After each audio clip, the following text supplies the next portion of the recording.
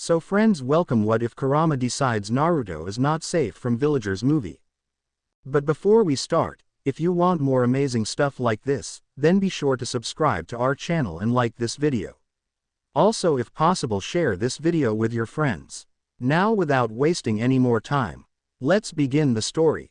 Freedom. At last, he was free. After most of a century of being controlled, bound, and used, he was liberated from all controls. He gave a roar of triumph that shattered windows for miles and made nearby buildings collapse. He was Kurama, the Kyuubi no Kitsune, greatest of the Biju, and at last he could remind people of what that meant.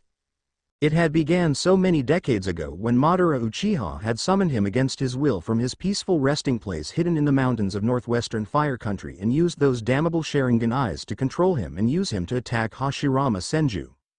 Senju had eventually broken Madara's control and driven the Uchiha away, something that would have ordinarily received praise and thanks from the Kyuubi, but then he had his wife, Mito Uzumaki, take advantage of his weakened state to seal him within herself, even though he was released from Madara's control and no danger to anyone who simply left him alone.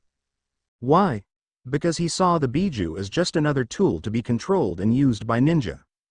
Just like all the other shinobi villages, something to be passed out as weapons to help establish balance between the villages and create peace. What a laughable concept, but not so laughable when he was the one being enslaved at another's whim for their own use, and people wondered where the hate most Biju had for humans came from, or those few who didn't just dismiss them as demons who got what they deserved wondered, anyway. And so he spent decade after decade chained within first Mito Uzumaki, then her relative Kushina Uzumaki, within a seal, staked to the ground, and chained to the point he could not move at all in total darkness and agony. Ninja would not treat even their greatest enemies in such a way, but of course Biju were just demons, and thus apparently deserved nothing but pain and enslavement for the use of ninja. Well, today their consideration would be repaid in full. It had begun much like every other day. Kushina was apparently giving birth, making the seal at its weakest, but he could feel the constant flow of chakra into the seal, keeping it stable, allowing no chance of escape. But then suddenly that changed, the seal weakened, and he was able to bring his full power to bear, breaking free. It didn't last long, as yet another of the red-eyed ninja took control of him, turning everything into a hazy blur of rage until suddenly that was gone as well, which meant he had traded one cage for another to keep him confined and bend him to the will of ninja as their weapon. But fortunately this cage didn't hold him very long, whether this was because this new Uchiha was simply not as skilled as Madara had been, or if something had interrupted the mon's control. Either way, he was finally free after so long. And best of all, he found himself right in the middle of Konoha itself, the city of his tormentors and slavers. He would have to thank this Uchiha someday, right after he ate him and turned the rest of that cursed clan and their enslaving eyes into ash. But at last, he could have his revenge against those who dared to try and bind the most powerful being in existence to their will. He gave out another roar, and what could possibly have been interpreted as a smile by an expert on demons' expressions, if such a thing existed. But the expression was so sinister it would be difficult to define it as a smile in spite of the true joy which definitely also filled the expression. There was a pause in the battle as everyone stopped to look at the suddenly still Kyuubi, as well as recover from the disorientation and pain to their ears his roars caused. Then suddenly he exploded into motion once again. His tail swept through entire districts of Konoha while his claws smashed through the largest of buildings in the city, such as the Hokage Tower and the hospital. Ninja attacked him with explosive notes and their most powerful jutsu. But these were mere bee stings to the massive fox, and the chakra that made up his body regenerated more quickly than the wounds could be inflicted anyway, and in return, he swept his claws through the ninja, killing dozens with nothing more than the air pressure and heat created by being near his attacks. He breathed gouts of flame hot enough to turn entire buildings to ash, much less the ninja who tried to take cover within. Then suddenly one old ninja used some sort of extending staff to hit him hard enough to drive him outside of the village. Did this old man really think that would be enough to stop him though? The force of the staff might have been enough to turn most humans into piles of goo, but for him, it caused some mild bruising on his chest which faded before the staff could even pull back into its normal length. Clearly these ninja didn't realize his power even after all the destruction he had wrought. Well, perhaps it was time to show them. After swatting away another few dozen of their most elite ninja, he began to gather his chakra into a ball in front of him. The sphere of pure malignant energy was dense enough that it continued to compress smaller and smaller even as more power was gathered.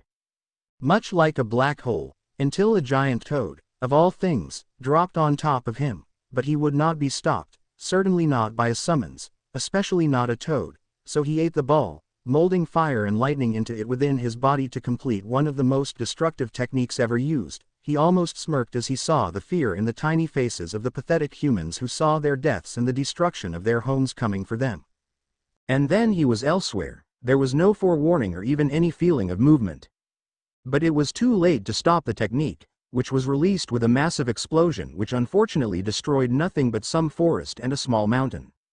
But he could still feel several chakra sources nearby, so he quickly climbed to his feet, ready to destroy whoever used that space-time manipulation technique and temporarily robbed him of his rightful revenge.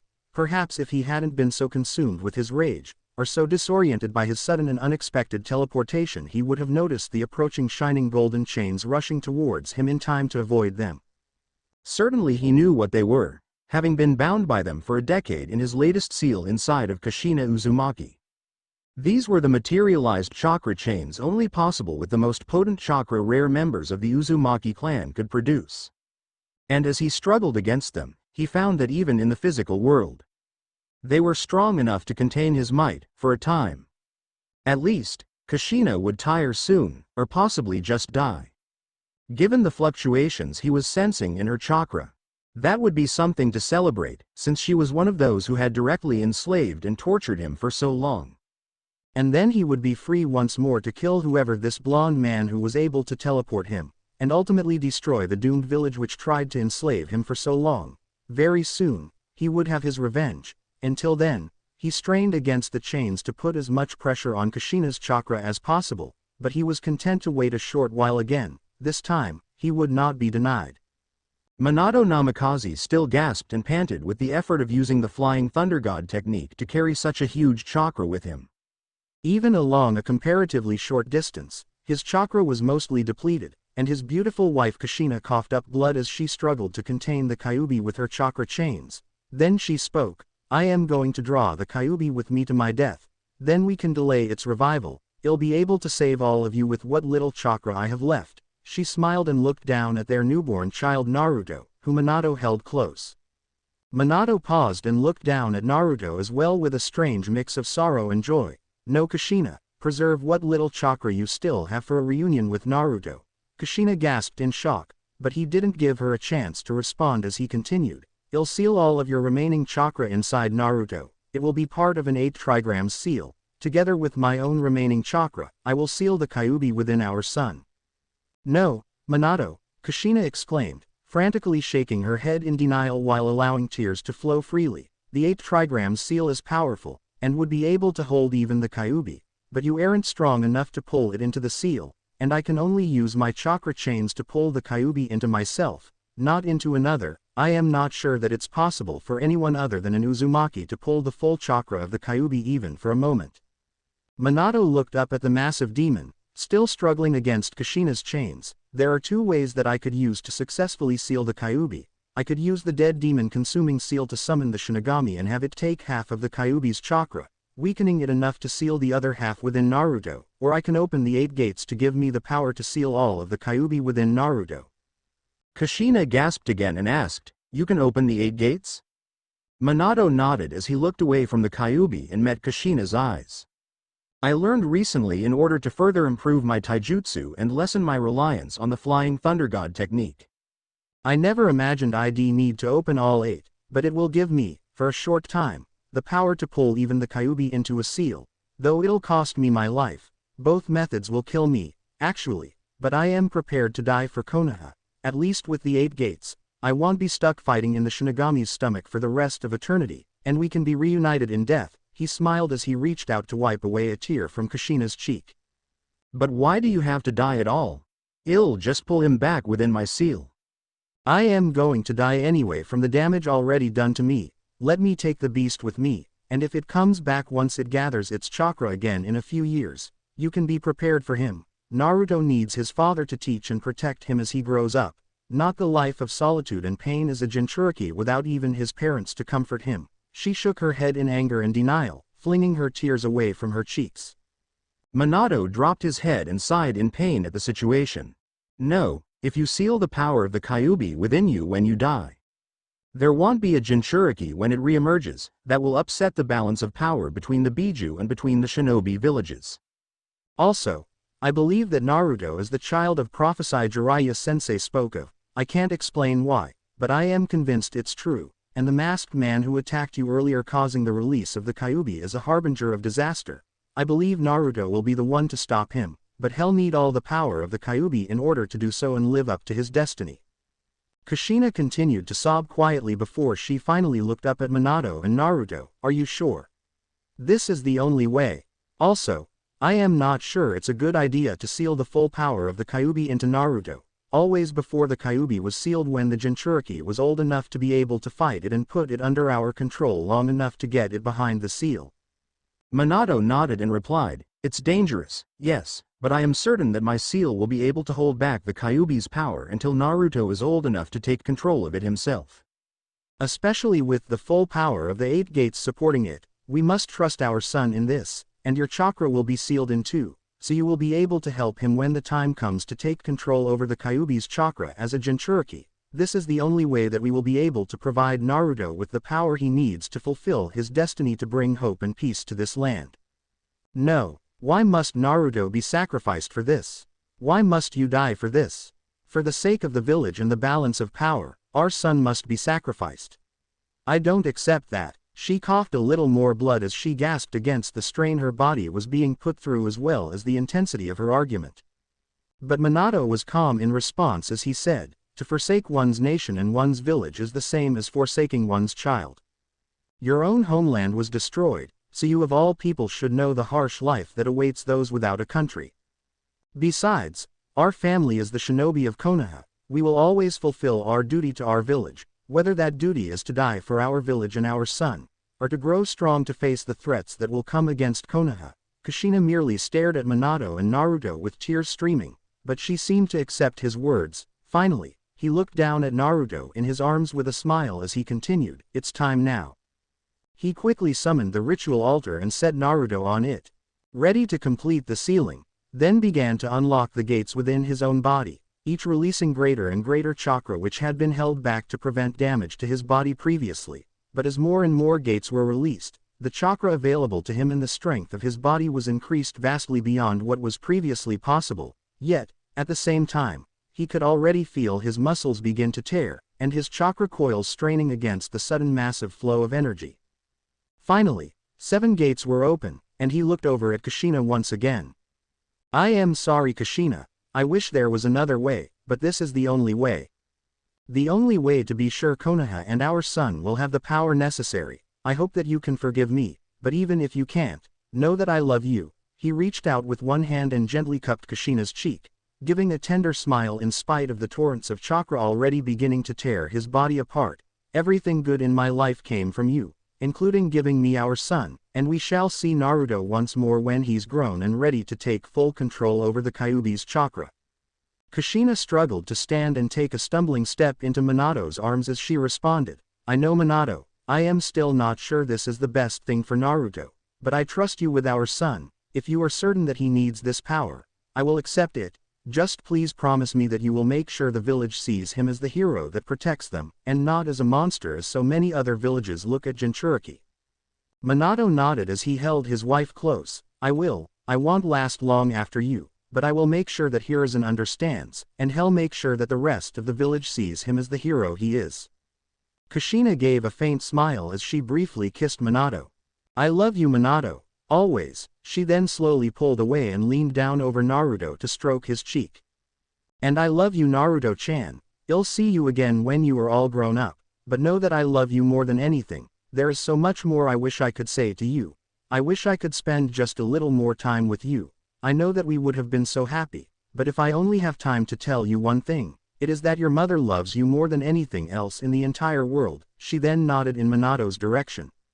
He nodded in response, and intoned, Gate of Death. Open. The sudden rush of chakra was overpowering, greater even than all of the previous gates combined, while his total chakra was still dwarfed by the massive amount produced by the nearby Kyuubi. For the first time, it was significant enough to be felt along with that oppressive evil-feeling chakra, even from miles away. He then went through the seal sequence for the 8 trigrams sealing technique. A combination of 2 of the already immensely powerful Uzumaki 4 symbols seals, making it probably the most powerful seal ever created. While this seal was appearing on his son's stomach, he used his suddenly inhumanly powerful chakra to pull against the already contained chakra of the Kyuubi, forcibly linking it into Naruto as it began to drain into the seal, along with Kushina's small remaining chakra, and finally, most of his own, which was a great deal more than usual because of the increases from opening the 8 gates. When he was done, he wearily looked up at the empty space where the Kyuubi stood moments before. Then down at his crying child, with the body of his now dead wife lying peacefully beside the baby. He took a moment to rest his hand against her cooling cheek once again as his own tears began to fall for the first time since his son's birth. Before regretfully reaching over to pick up Naruto, he could also feel his own body beginning to shut down from the massive trauma caused by releasing the 8th gate, so he didn't have much time to finish things. By this point the barrier Kushina had earlier created around the area to hold the Kyuubi had fallen, and Hiruzen Sarutobi, the 3rd Hokage, had hurried over to Minato as he looked up at the aged man and carefully handed over his child. "This is my son, Naruto Namikaze. He is the new Jinchuriki for the Kyuubi." He paused in thought for a moment, and then said, "He will have to go by Naruto Uzumaki though. Iwa and maybe even some of my enemies in this village would try to kill him if they knew he was my son, at least until he is powerful enough to take care of himself. I'll let you and his godfather Jiraiya-sensei make the judgment of when he and the village are ready to know. Make sure that the people see him as a hero who keeps them safe from the Kyuubi though. It's my last command as Hokage." At this point Hiruzen slowly accepted the child, but said in a voice of mixed confusion and sorrow, "Your last command? What do you mean?" With a pained chuckle, Minato replied, "I had to open all 8 gates to complete the sealing. I only have a minute or 2 left. I guess you will have to take all that paperwork back after all." Hiruzen paused for a moment, and then reached his free hand to rest on Minato's shoulder as he responded, "You would really do that to an old man like me?" But it was clear from his voice that his heart was not in the joke. After another pause, he continued, "I am sorry Minato, you were probably the best Hokage this village has had. I'll look after your son though, I promise." Minato nodded as he dropped to his knees, barely able to keep his eyes open as his heart beat erratically. "There was a man, he caused this. He attacked Kushina and I after the birth to break the Kyuubi free and used his Sharingan to take control of it. Killed your wife too. I am sorry." He dropped down onto his back as he continued more quietly. Barely able to gasp for breath now, a man in a mask with only one eye whole, could have been Madara, if he is somehow still alive. Watch out for him. Was powerful, and able to turn himself immaterial at will and teleport himself or others he touched. Had to go solid to attack though. Beat him, but he escaped. Wants to rule the world, and said he would be back for the Kyuubi. He then sighed as the last of his energy left him and his eyes blinked shut as his heart slowed, then stopped. Hiruzen, meanwhile stood with Naruto in his arms, looking down at both his successor and now also his predecessor with great shock, sorrow, and some fear at Minato's words as he felt as if a great and crushing weight had settled onto him. That isn't good, but at least the Kyuubi is safely sealed away again. It would turn out that in addition to being an understatement of massive proportions, Hiruzen was not quite accurate in his statement. Kurama would have laughed if that wouldn't draw attention that he really didn't need at the moment, so instead he allowed his infant cries to slow as he snuggled closer to the newly reinstated Hokage, gave a few hiccups and as cute a sigh as he could manage. Kurama had little to do over the past decades other than either dwell on his pain and isolation or think of all the possibilities of what could happen in the future. He had always known he would get free eventually, after all. He was an immortal being, and as unpleasant as being sealed was, when sealed by beings of mortal flesh and blood, eventually they would die, or something else would happen allowing him his freedom. But though he spent a good deal of time thinking about how he would get his revenge on those who had dared to do this to him, he also spent quite some time contemplating various ways things could go wrong, including attempts to reseal him. So this time he had been ready. Kushina and Minato had been arrogant enough to plan what they would do with him right in front of his eyes. Apparently not even considering that just a demon might make his own plans.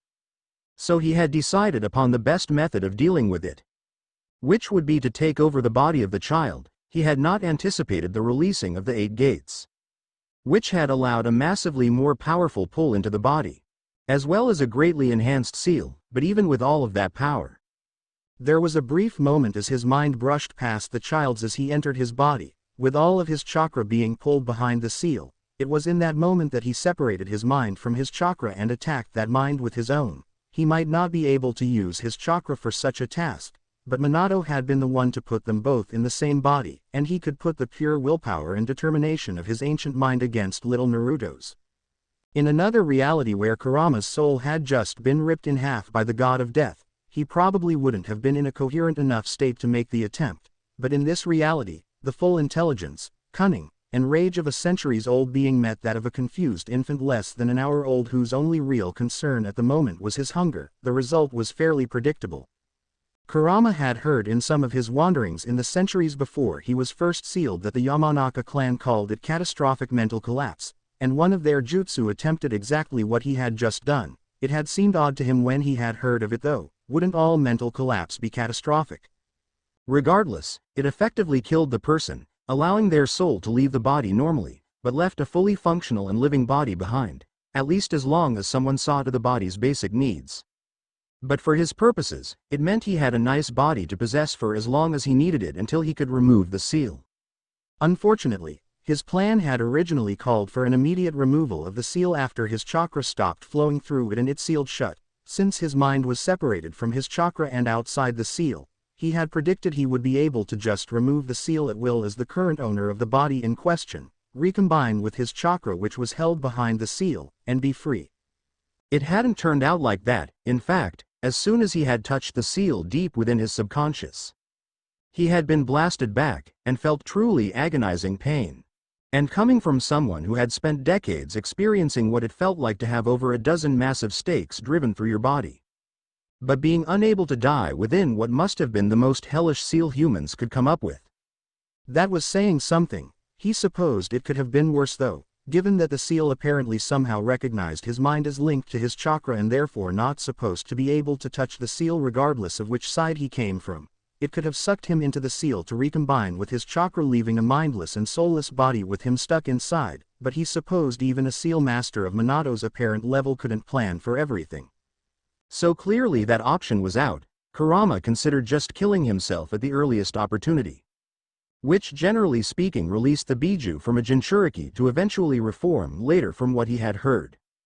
But upon looking closer at the seal, he wasn't certain that would work with this one. He really didn't know that much about seals, as he had long looked down on human chakra techniques as pretty worthless before the battle at the Valley of the End between Madara Uchiha and Hashirama Senju, and obviously hadn't had a chance to study them since, but he could at least recognize that this seal was by a massive margin the most complicated and powerful seal he had ever even heard of, much less seen. There wasn't any way to be sure at this point, but there was an actual possibility that this thing would kill even him along with the host body if it died. It wasn't exactly the sort of thing he was eager to test if there was even the slightest possibility of his actual demise. So it looked like this was going to be a longer-term thing than originally planned, but it wasn't all bad. This would be a good opportunity to learn more about those human techniques, and that was a pretty high priority at this point, especially sealing. Hopefully he could get the legendary Uzumaki sealing techniques, since he was apparently Uzumaki by blood now. Then he could possibly figure out a method of removing the seal, and maybe even a way to prevent being sealed in the future. Also, there was something strange with his chakra. During his long enslavement, he had contemplated exactly why the Sharingan hypnotism techniques were so effective on Biju. It didn't seem like it should be. Genjutsu in general wasn't particularly effective on Biju because their massive and potent chakra washed away the effects before they could take hold most of the time. But why would the Sharingan's hypnotism be so unbreakable when a simple human could shrug it off with a reasonable degree of willpower? His conclusion had been that it had something to do with the remaining taint, he supposed it could be said, of the Jubi which remained a part of the Biju's chakra to this day. The chakra itself remained filled with a sort of malignant rage which infected the mind of even the Biju. After centuries of living with it, he didn't really even notice it anymore, and just sort of coasted along in the currents of rage and hatred without letting them control him. But it seemed probable even though the full 9 tails of that chakra couldn't control his actions anymore, they would likely create the opening that hypnotism of the sort the Sharingan produced could take advantage of, with a sufficiently skilled user. So now that he suddenly didn't have that force flowing through him for the first time in centuries, he felt very strange. If he could figure out how to maintain the potency and power of his Biju chakra, while duplicating this odd lack of unbridled rage, he would remove one of his very few actual weaknesses. On the downside though, he was stuck in a worthless human body.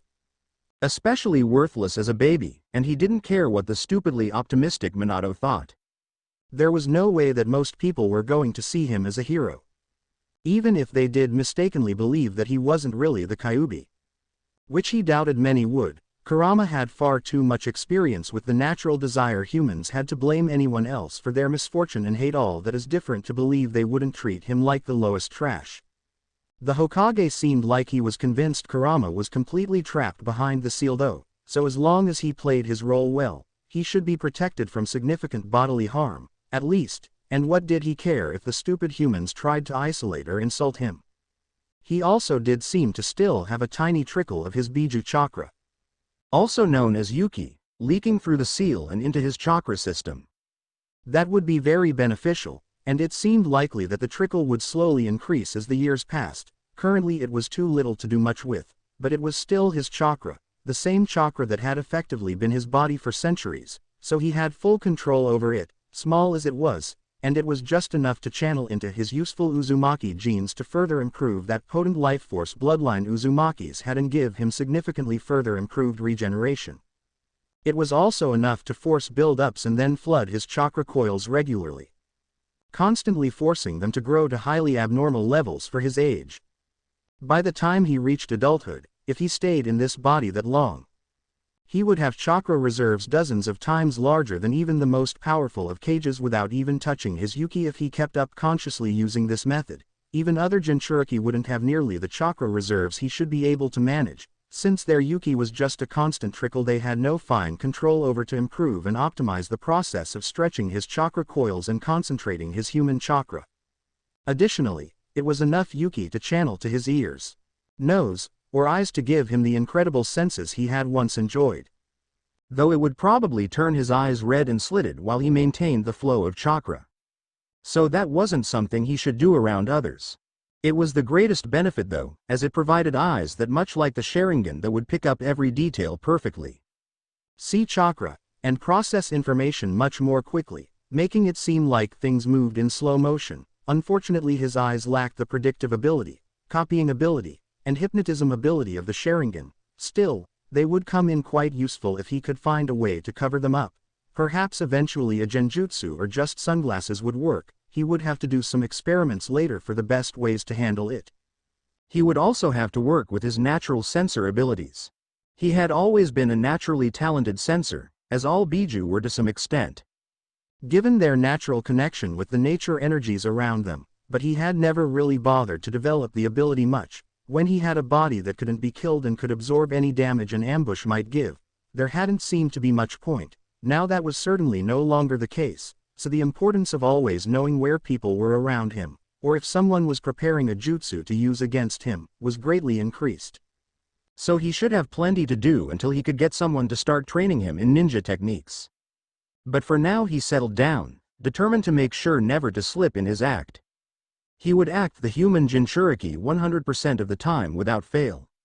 Until he was too powerful to control or kill, there was no other safe option, and doing anything at any time that couldn't be explained as reasonable for his human persona risked death. It was impossible to be completely certain you were not being watched at any given time, so there couldn't ever be any real evidence that he wasn't just a human. He would also have to work to make his mental image of himself that of the human Naruto too, just in case a Yamanaka ever got curious. He was the Kyuubi no Yoko, the nine-tailed demon fox, the greatest of the Biju. His name was Kurama, but to the world, he would be known as Naruto Uzumaki, and he would be free, one way or the other. His eyes closed as a small smile appeared and he drifted off to sleep. Naruto would never understand how the villagers thought. He had spent 7 years contemplating it, but still couldn't figure it out. Certainly he understood why they were angry at him. He had destroyed their homes and killed their family. It made perfect sense that they feel rage towards him for that. especially since they had no way of knowing that the attack had not originally been his idea. They were even intelligent enough to recognize that not even the much boasted about sealing skills of the fourth Hokage would be able to truly repress a being of his might within the body of an innocent baby. The best that could be hoped for was effectively giving him a human form and locking away his full power for a time. So they were intelligent enough to recognize that fact, which was apparently too difficult for a certain senile old man to see. Not that he didn't appreciate the Hokage's protection of him. But then many of the villagers turned around and responded to this understanding with the most foolish of all possible responses. There were really only two rational responses that could be made to finding out that the demon who nearly destroyed your village and killed so many in it was in the village trapped in the body of a young child. They should have either immediately killed him, making sure he was dead as efficiently and ruthlessly as possible, or attempted to cultivate his goodwill for when he inevitably regained his power. The villagers did neither. The exact response varied, but always seemed to be based in some bizarre determination to get on his bad side without doing anything to prevent him from taking his revenge someday. Many just ignored him and talked quietly behind his back. These he could ignore in return and be done with it. After all, he was the nine-tailed fox, and the greatest of all demons. He didn't need the attention of a bunch of worthless humans, and their opinions of him, spoken or otherwise, meant less than nothing to him. Some actively antagonized him, but in minor ways, things like refusing service at stores or overcharging him for low-quality goods. These he could deal with now by applying his natural skills as a trickster and prankster. Most of the pranks were pretty minor and could never be proved to be his fault, not that it stopped anyone from blaming him, since he got the blame for practically everything that went wrong in the village regardless of if he was really at fault or not. There was never any actual proof though, which was good enough to keep the Hokage from doing anything about it. Then there were those who were on his list. The word was capitalized in his head whenever he thought it. Well, technically there were two lists, but one was very short. And the other rapidly growing in number, because as the villagers should have known if they had done even a little research on kitsunes. They would have found that a kitsune always repaid their debts.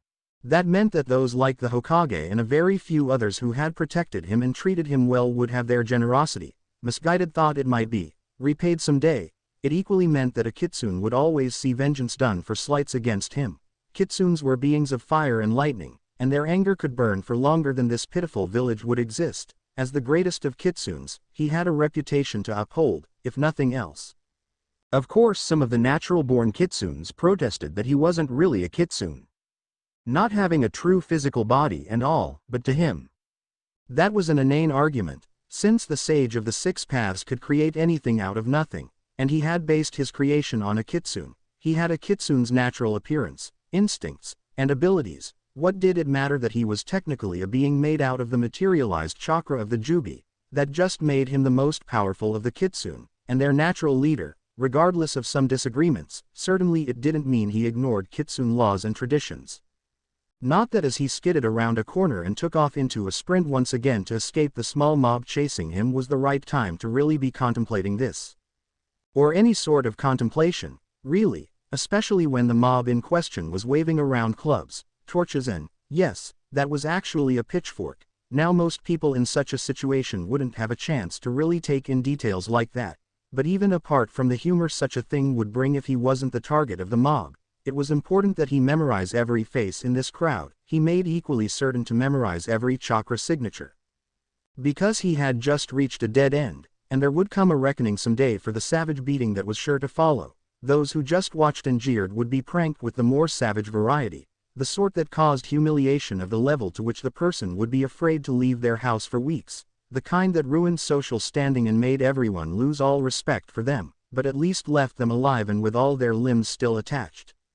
But those who participated in the beating, those who beat his 7-year-old body with their clubs and kicked with their steel-toed boots, those who burned him with their firebrands and cut him with their knives, they would one day wish they had found the courage to finish the job, regardless of what they knew the Hokage would do to those who dared kill him. One day they would die at his hands, unpleasantly. Because kitsune always repaid what was given to them. Hiruzen Sarutobi was not a young man any longer by any measure, but rarely did he feel as old as he did today. It was a single day after the 7th anniversary of the Kyuubi's defeat, but today, All that stood for to him was yet another failure of Konoha to respect the dying wishes of the hero they venerated the day before, and his own failure to protect the son of both one of the greatest heroes the Leaf ever had and a personal friend. It had been almost 24 hours since Naruto's attack, and word had finally reached him that the boy had regained consciousness. He would have to see what condition he was in though, even if the Kyuubi seemed to give Naruto greatly enhanced healing. The report on Naruto's condition last night had been among the most depressing reading he had ever experienced, and that included hundreds of reports about ninja he had sent to their deaths over the years. At least they knew the risks they were taking and had taken them voluntarily.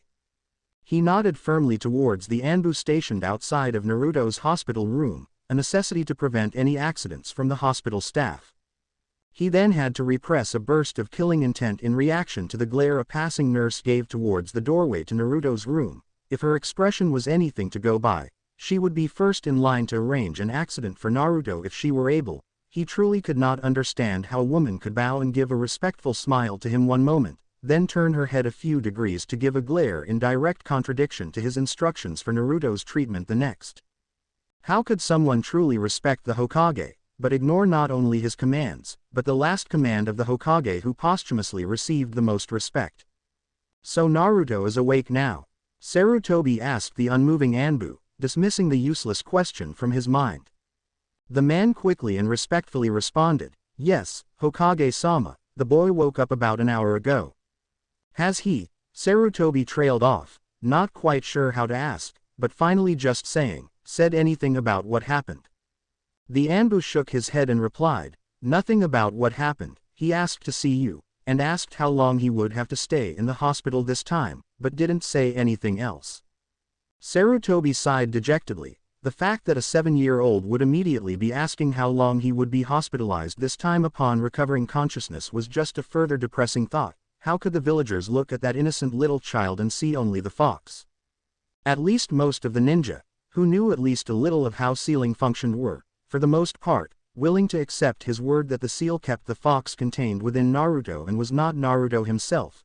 They mostly just treated Naruto with disinterest, which while not exactly ideal, was certainly preferable to how even the more passive of the villagers treated him. But far too many outright hated Naruto. Most of those who hated him kept their reactions to petty harassment at the most, either out of fear of his reaction or out of general respect for the law. But as with every society, there were always those few who were willing to break the law in order to get what they wanted, and it broke Hiruzen's heart to know that what so many in this village wanted was to see Naruto hurt or even dead. "All right, thank you Owl," he eventually replied before the Anbu started looking at him strangely for the overly long pause. He then entered the hospital room, nodding to the Anbu as he opened the door, and to his relief, he was immediately greeted with an enthusiastic, "Hey Oji-san" from Naruto, which brought an amused chuckle from the Hokage. "So how are you feeling now, Naruto?" Naruto gave him a look as if he was wondering if Hiruzen was an idiot, but eventually he did answer, "Not so great Oji-san, those people hurt me pretty bad. The doctor says I am healing up pretty good, but it still hurts a lot, less than last night though." Hiruzen nodded with a tired sigh and replied, "Yes, I am very sorry about that Naruto. I had someone watching you, but it seems they were called away at the last minute for a nearby disturbance." He was also looking into exactly why that had happened to see to what level this had been planned, but that wasn't something that needed to be discussed with Naruto. "Well, did the bad people at least get arrested and thrown in jail, or whatever you do to people who beat on kids for no reason?" Hiruzen hesitated, but eventually responded, "Well, we caught a fair number of them as they were leaving when the Anbu found you. But it looks like we will have to let many of them go. Unfortunately, they fall under the jurisdiction of the Civilian Council, and apparently they are all claiming that they were not involved in the beating, and just happened by and watched, and since none of them are willing to testify against the others, it doesn't look like they are going to really be charged. We just aren't sure which ones truly participated in the attack, and there isn't any way to prove it." Naruto frowned heavily as he angrily responded, "Well, I saw them. I could testify against them. They should be punished for what they did. If they don't, they will just try it again, even I know that. I promise I will do what I can to see justice done Naruto, as well as make sure that this isn't repeated, but there just isn't a lot I can do. I am sure that the Civilian Council will just say that you were an unreliable witness, due to your age and other factors. I am very sorry. You don't need to worry about it though. I will make sure you are more carefully protected to make sure this doesn't happen again. Well, technically there were things he could do. He was the Hokage and had authority over the council. But interfering in what they saw as their business always disrupted the functioning of the village and generally had economic effects that were felt by thousands who were under his protection. But he couldn't exactly explain to a child that people who hurt him were going to go free because punishing a handful of people who were doing something the majority of the village wished they could join in wasn't worth the political costs. Naruto sighed and reluctantly nodded, though his reluctance was definitely very understandable, given the situation. You mean because of the Kyuubi Tem? At this point Hiruzen choked, which was impressive since he wasn't even drinking anything. He also stood up from his chair fast enough to knock it over and said, "What do you mean because of the Kyuubi? Did someone say something?" At this point the shock began to fade and anger took its place. But Naruto just started laughing, eventually burying his head into the pillows on the bed as he continued laughing hard enough to be painful on his still healing wounds. Eventually his chuckles faded, and he grabbed his stitched-up side. Ow, no one really said anything, unless you call all the people who call me demon or fox brat all the time saying something. But last night, when I was knocked out, I woke up in some kind of sewer thing. I thought I had just been dumped there, at first, but after I wandered around for a while, I ended up in front of some huge cage with a seal paper thing on the door. So I thought that was weird enough to check out, but when I got closer, this huge fox thing jumps out of the darkness and starts growling at me. It was kind of scary, but I don't think he could affect anything outside of the cage, so I just kept my distance and asked what was going on.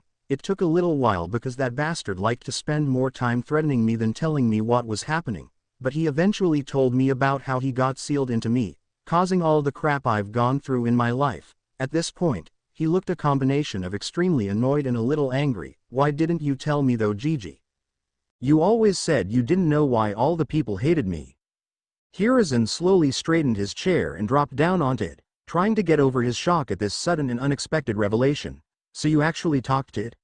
Can you hear it now, or just when you were unconscious?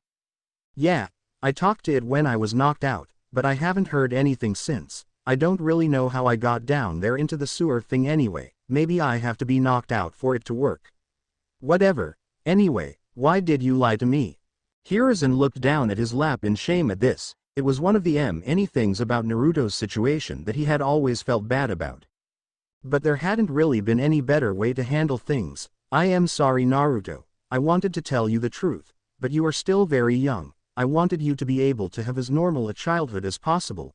Under the circumstances, I didn't want you to feel there was a huge burden hanging over your head. Also, I wanted to wait until I was sure you were old enough to understand what happened. You do understand that you are not actually the fox, right? You are the prison which keeps the Kyuubi from getting free and attacking us again like it did 7 years ago. Naruto gripped the sheets tightly as he angrily replied. Yeah, of course I get that. I talked to the fox, so I can't be the fox.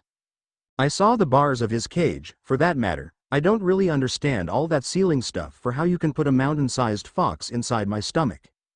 But I know I am not him. You could have told me earlier though, at least then I would know why all those people don't like me. You not telling me didn't make them dislike me less, or not tell their kids to avoid me so I have no friends, or not get me kicked out of the orphanage, or any of the other stuff that happens to me. I wouldn't call that a normal childhood. Hiruzen replied with a deep sadness. No, I wouldn't call it a normal childhood either. It seems I keep trying to do what I think is best for you, but it just comes to naught. All I can do is once again say I am sorry. Naruto sighed deeply, then looked up at the Hokage and loosened his fists full of sheets. It's okay, Oji-san. I wish things were better sometimes. But at least you try to help. That's more than almost anyone else does for me. He then hesitated with clear nervousness coming onto his face before he eventually continued. The fox told me a couple other things too, mostly about my parents. I don't know if I can trust anything he says though. He told me some stupid story about how Madara Uchiha controlled him and made him attack Konoha, as if I would believe that. Even I know that Madara Uchiha died back in that battle at the Valley of the End, so he will say anything to make me trust him, probably to try and get me to remove that seal, as if I would be that stupid. But, well, he said that my parents were the 4th Hokage, Minato Namikaze and someone named Kushina Uzumaki. Is that true? Hiruzen's face throughout this whole conversation had grown steadily paler and paler as he listened, especially to the fox's apparent confirmation of the identity of his wife's murderer, and the cause of the Kyuubi's attack, though he wasn't exactly pleased with the Kyuubi giving Naruto information on his parents which might cause immense problems should it ever get out.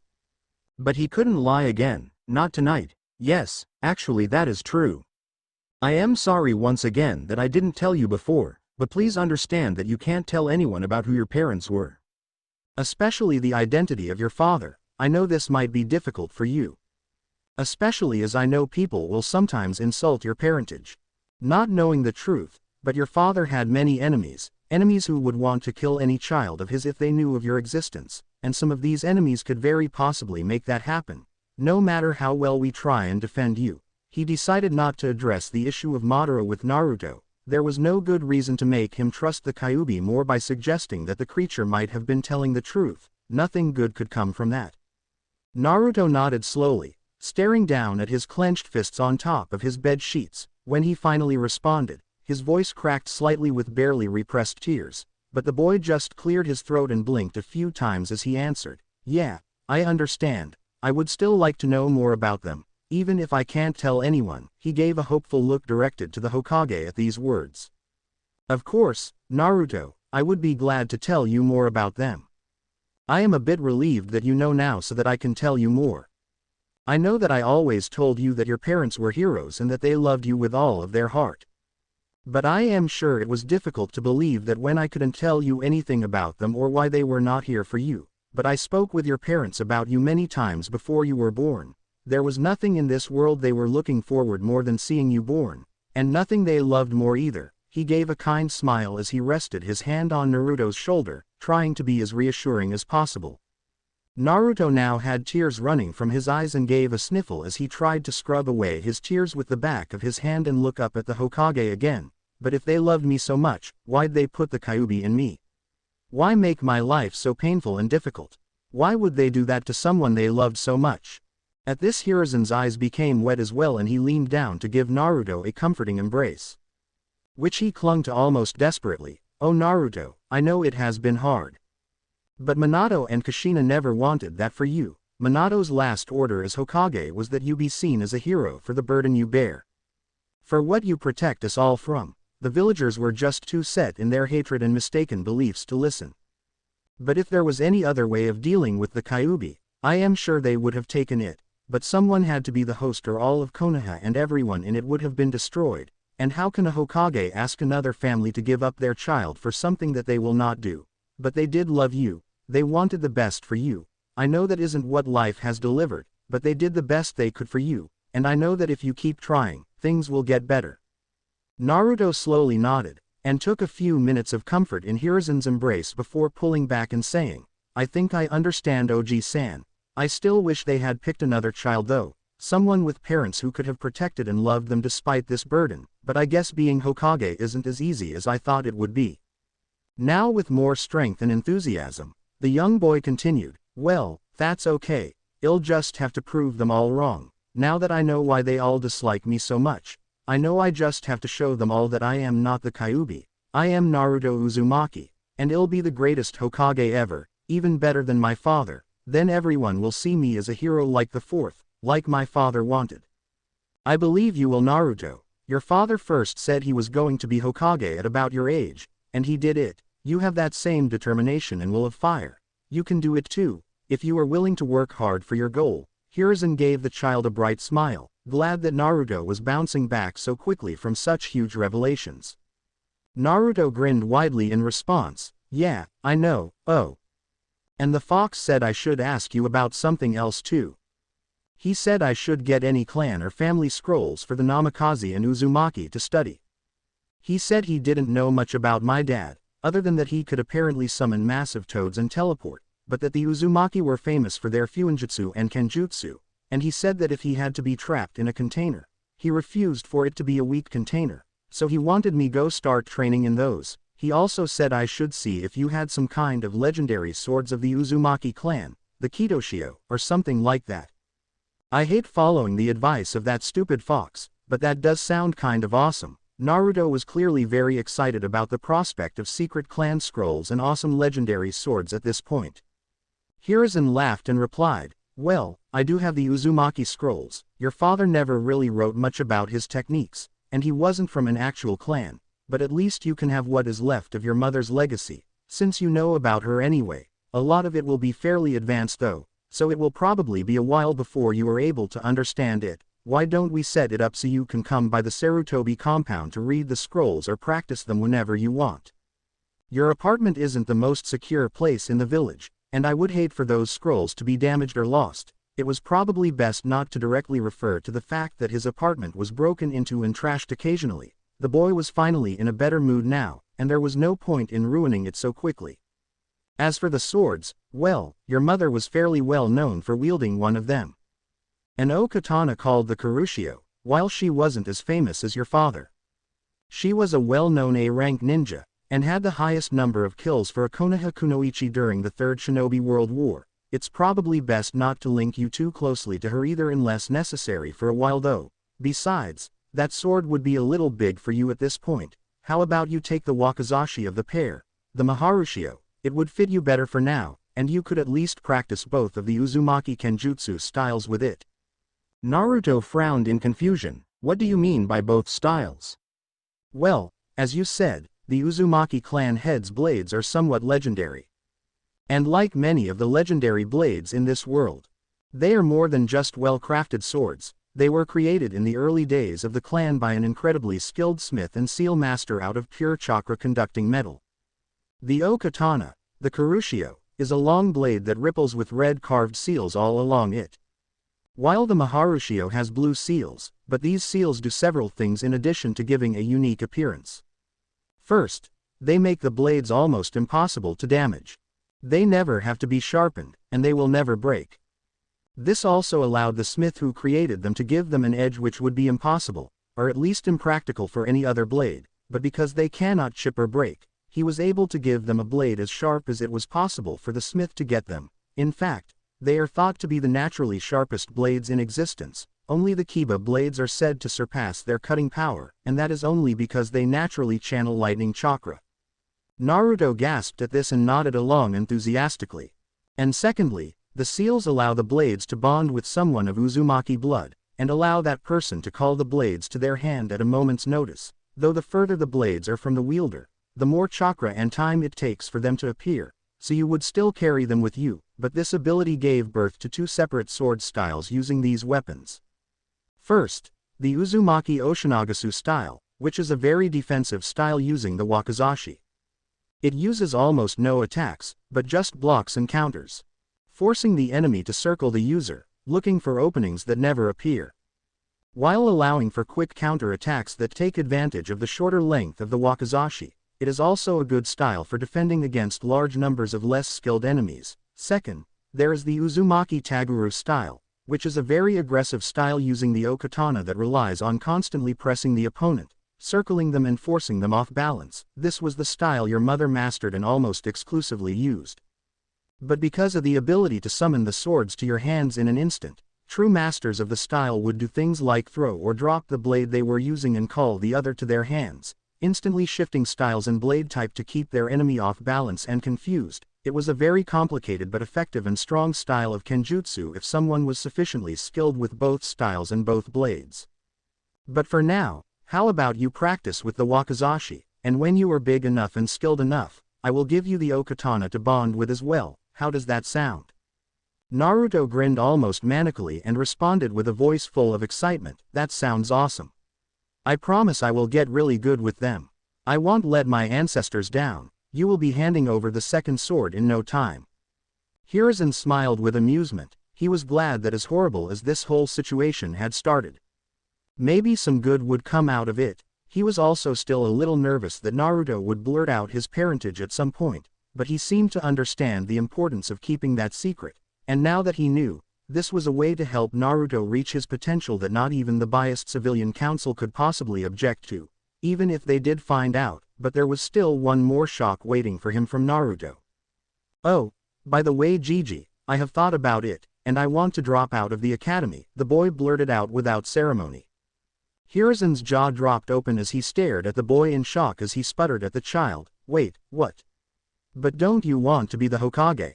You have to be a ninja to become the Hokage, and you have to go to the academy for that. You have only been in the academy for a term and a half at this point." At this point Naruto clearly couldn't hold it in anymore and started clutching his stomach as he laughed and rolled around in his bed. Finally, he calmed down, and grimaced as he held his still healing wounds once again. Ouch, still hurts. You should have seen your face though, Gigi. I need to start carrying a camera. He shook his head. Still grinning, but I just want to drop out for a little while though. All the kids there hate me because their parents told them to. And the academy instructors encourage it and give me a hard time too, if not as much as the civilian kids, but I heard there are a bunch of clan kids the same age as me, and I have noticed that the clans tend to treat me with indifference, rather than the active hatred of most of the civilians. So if I wait another year and a half to re-enter the academy with all those clan kids at the normal academy starting age, I might be able to make some friends. Ah, well, okay, if that is what you want, I don't have a problem with it. What will you do over the next year and a half though?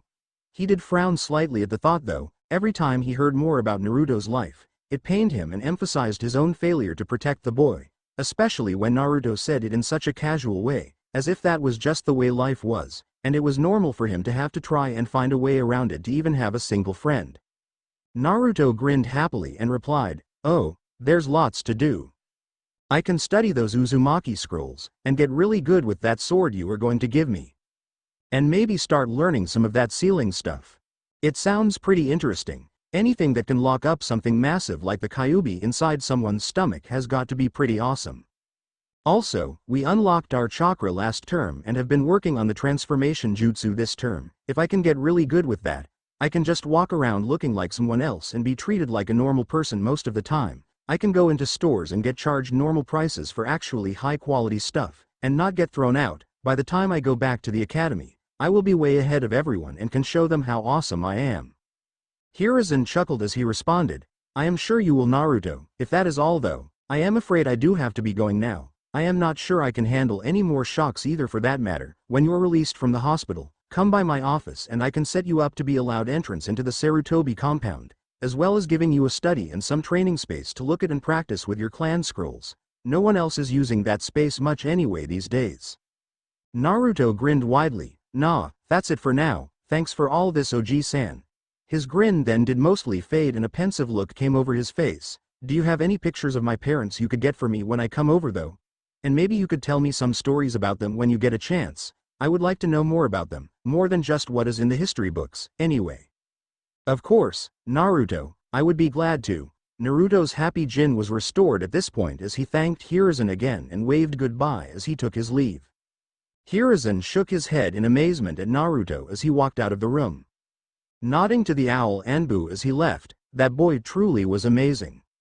He seemed to combine his mother's enthusiasm towards life and his father's determination. Even after one of the most difficult childhoods he could imagine, he still found things to be joyous about. Certainly he could tell that Naruto still had anger towards the villagers who attacked him, but that was reasonable. At least he hadn't turned out like many other Jinchuriki he had heard reports about in other villages, hating everyone around them.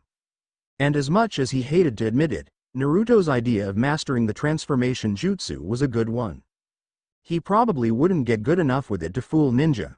But the ninja of the village were generally left Naruto alone.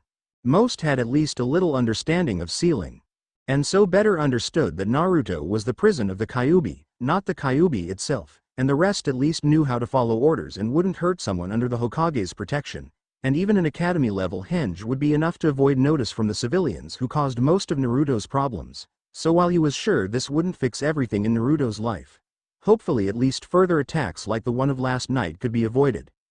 Naruto grinned as he flopped back onto his bed after the Hokage left the room. He was always fun to mess with. Still, he couldn't help but be thankful for the Hokage's protection and assistance. It didn't really matter that Hiruzen's thoughts of Naruto being something similar to an adopted grandson was based on a lie and manipulations from Naruto to consistently try and encourage his feelings of guilt and obligation. He had still helped him a great deal through the years, and looked likely to help him even more in the future, so he did hope to one day repay that kindness. Maybe if he did someday become Hokage, he would not destroy all of Konoha in repayment of the debt. and instead only kill those who had directly physically harmed him instead. The whole wanting to be Hokage thing had started as part of his mask. It fit the Naruto he was trying to portray, as it was only natural for a child denied any form of acknowledgement or respect to seek out the most acknowledged and respected position in the village. It was also a goal that reinforced the idea that he was loyal to Konoha in the minds of those willing to at least accept that as a possibility, and finally it was a good way to explain his drive to make himself stronger without worrying too many people. But what had really clinched the goal as something to pursue was just how great of a practical joke that would be. He broke down into laughter every time he imagined what everyone's faces would be like after becoming the Hokage, getting his face up on the mountain, then announcing that he was the Kyuubi all along after all, and he was leaving now, maybe put up signs in everyone's yards that read "Congratulations. You made your most hated enemy the leader of your village. Whoops," or something along those lines. Possibly redo the Hokage monument from Naruto's face to his fox form's face if he could manage earth manipulation of that level by that point. He doubted anyone had ever committed to a practical joke of that sort of scope before, and that was a good enough reason to do it all by itself. Oh well, for now he was just thankful his revelation that he was supposedly occasionally in contact with the Kyuubi had gone so well. It had been something he was worried about. From what he knew of actual Jinchurikis, his story was plausible, and it gave him the opportunity to use information or suggestions Naruto the human child had no way of normally getting, but the Kyuubi would have access to, so it was a necessary risk to take. Not to mention his story about Madara would reinforce the Hokage's wariness of the Uchiha, which was always a worthy goal, and if the masked Uchiha did return for him, hopefully reinforcing the story Minato had believed would help the Hokage better prepare to combat any Uchiha that powerful until Naruto was powerful enough. He knew through his sensor abilities that the man who had pulled him out of Kushina 7 years ago hadn't been Madara, but stories about the most dangerous Uchiha who had ever lived, and the only one who had previously controlled him would allow Konoha to prepare for the worst if it came to that. But as important as it had been to take this chance, it had still been a little risky. If the Hokage had taken it badly, it could have caused major damage to their relationship and made him suspicious of future actions. Something that could cause massive problems, but instead, he had accepted his words as the truth, and possibly even felt even closer to Naruto now that he felt he could be a little more open with him, in private. At least, that had been the reaction he had been hoping for, and was why Naruto had planned to wait until the Hokage was feeling at his most guilty about Naruto before making the revelation to weigh the odds in his favor as much as possible. He was pleased it had worked out so well. Now he was set to improve his ability to protect himself with the Uzumaki Scrolls techniques. And more importantly, he now had a chance to begin down the path of mastering seals. That was vital if he ever wanted to have his chakra free of this seal. Though that would have to wait until further progress had been made on the Henge Jutsu. As he had been hoping, it was the key to reacquiring his natural Kitsune's ability to shapeshift. All he had to do was add a tiny bit of his Yuki with his human chakra when he used the technique, and instead of a temporary easily detectable change of form, he did a real and permanent physical transformation. To change back, he effectively had to complete another transformation to what his form was before, but that meant that not only could he keep his new forms for long periods, but also that it was almost totally undetectable as a technique at all. Unfortunately, he wasn't very good at it yet. He had the natural ability of a kitsune to pull it off, but not enough control over his human chakra yet to make convincing transformations. If he had, he would have been able to hide from the mob the previous night, which was one of the reasons it was such a high priority to him. A few weeks of constant practice should be enough to allow him to change into similar forms, at least, and he could just hide out in one of the forests for that long, at least. But eventually, he would be able to manage it well enough to fool anyone, which would make a lot of things far easier for him. Not only would he be able to avoid beatings and get normal prices for normal goods, he would also be able to do things like pose as a chunin and go to the ninja library for public techniques, chakra control exercises, and all the other help he wasn't likely to be able to get with his own face. There were a few limitations he was already aware of though. The first and most important was that he needed to learn to suppress his own chakra. If someone could sense his chakra as the chakra of Naruto Uzumaki, it didn't matter how undetectable and perfect his transformation was. The second was that he could only do so much for his physical fitness. While he could transform his body into an extremely fit adult's body, which would be much stronger than his current child's body, After some experimentation and research, it turned out that most of a ninja's strength and speed didn't directly come from the size of their muscles. Instead, as chakra was used while working out those muscles, the chakra circulation system slowly bonded into those muscles, making them potentially much more powerful than the muscles' physical size would suggest, and it seemed the one thing he couldn't transform was his chakra circulatory system, including his tenketsu and chakra coils, though he could move them around, so he would have to work out like any other ninja to become stronger than a very fit adult civilian. And related to that issue was the final limitation he had discovered so far. He had hoped to be able to heal any injury just by transforming himself back into his undamaged form. However, because he couldn't transform his chakra system, it was limited how much he could do this, while minor surface wounds such as cuts or bruises could be transformed away easily. Deeper wounds tended to cause damage to the chakra circulatory system as well as to flesh. This both made it difficult to do transformations in that area at all. Given the difficulties of moving chakra to the damaged area, and it meant that even if he was able to, the damage to his chakra system would remain, which was almost as crippling as physical damage to his flesh anyway, there were a few things he could do, such as create new blood to prevent himself from dying from blood loss, and possibly at least sealing wounds shut, but for the most part he would have to rely on his fast, but not instantaneous, Uzumaki healing. But perhaps he would discover new ways of using the transformation jutsu with more experience. Regardless, he was certain the next year and a half would produce a great deal of improvement. He was one large step closer to completing many of his goals. Trees were blossoming, birds were singing, and Naruto casually walked down the middle of one of the busier streets of Konoha with a wide grin on his face. Most people seemed to be ignoring the first two things to focus their attention and glares on Naruto as he passed, but Naruto was just as good at ignoring all of the glares as he strolled down the street. It had been a good year and a half since he had dropped out of the academy, but the last few months since the Uchiha massacre, he had been almost unable to stop smiling. The villagers might whine and cry about it, but to him, it was the best thing to happen in Konoha since his release from Kushina's seal. Ever since he had a chance to really think about it. One of his primary goals to make the best use of his time while he was stuck in a human body was to see if he could destroy the descendants of the Sage of the Six Paths. All of them seemed to have some sort of ability to control Biju in some way. So it would be best if they were not around anymore when he was back in his real form. The Senju had the occasional wood release user who could suppress Yuki. The Uzumaki had the occasional user of chakra chains which could contain even him, much less the lesser Biju, as well as probably being the only people with strong enough life forces to be a Jinchuriki of the Kyuubi without immediately dying from having that much energy flowing within them, and the Uchiha could control Biju with their Sharingan hypnotism ability, though he was still hopeful he would figure out a way around that one.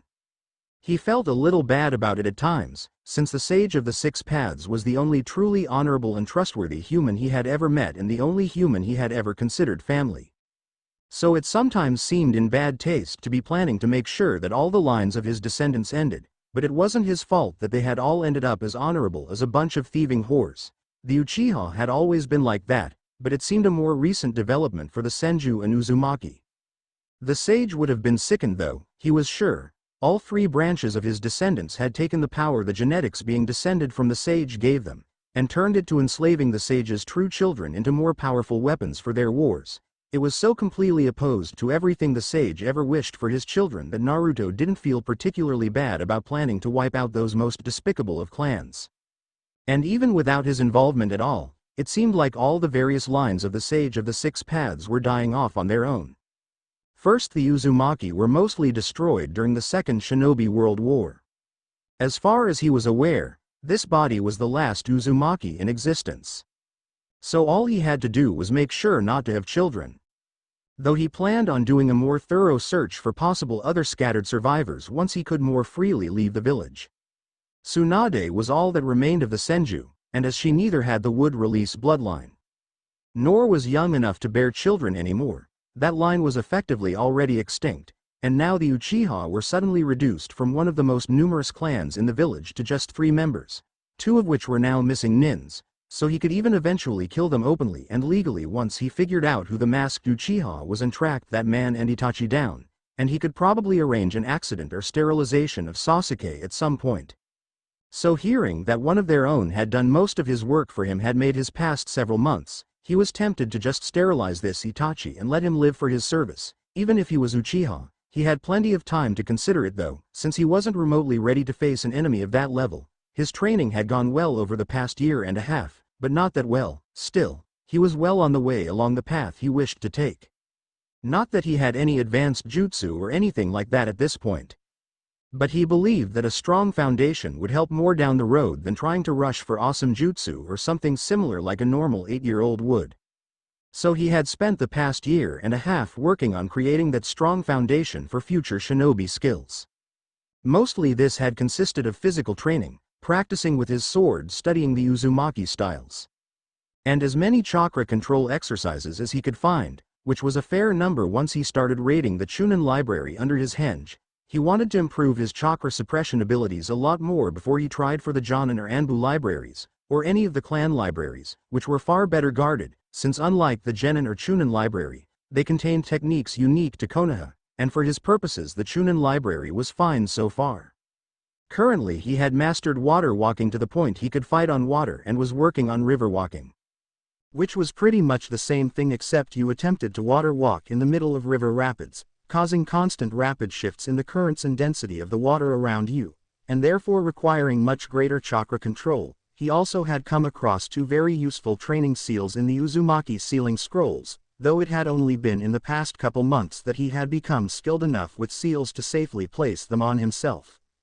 The first was a resistance seal, which worked similarly to weights or gravity seals for physical training, but could be controlled to a much greater degree to increase the resistance on individual muscles and movements rather than just the overall weight on a limb or the whole body for gravity seals. They also took a much greater skill with seals to place and manipulate than a weight seal, which could be easily just put on or removed without any knowledge of seals by the user, not to mention it was an Uzumaki seal, and therefore not generally known. The second was an even rarer seal called a chakra disruptor, which wasn't frequently used even by Uzumakis, apparently. It was just a slightly modified version of one of the seals used to make sure prisoners couldn't use chakra. The more frequently used prisoner seal was a chakra inhibitor, which just blocked the use of chakra at all, but for those few with extremely high levels of chakra reserves, they could flare their chakra to break past such seals. So the chakra disruptor had been created. That seal caused constant massive fluctuations in a person's chakra, meaning that even if they had access to chakra, their chakra control was so destroyed they couldn't do anything with it.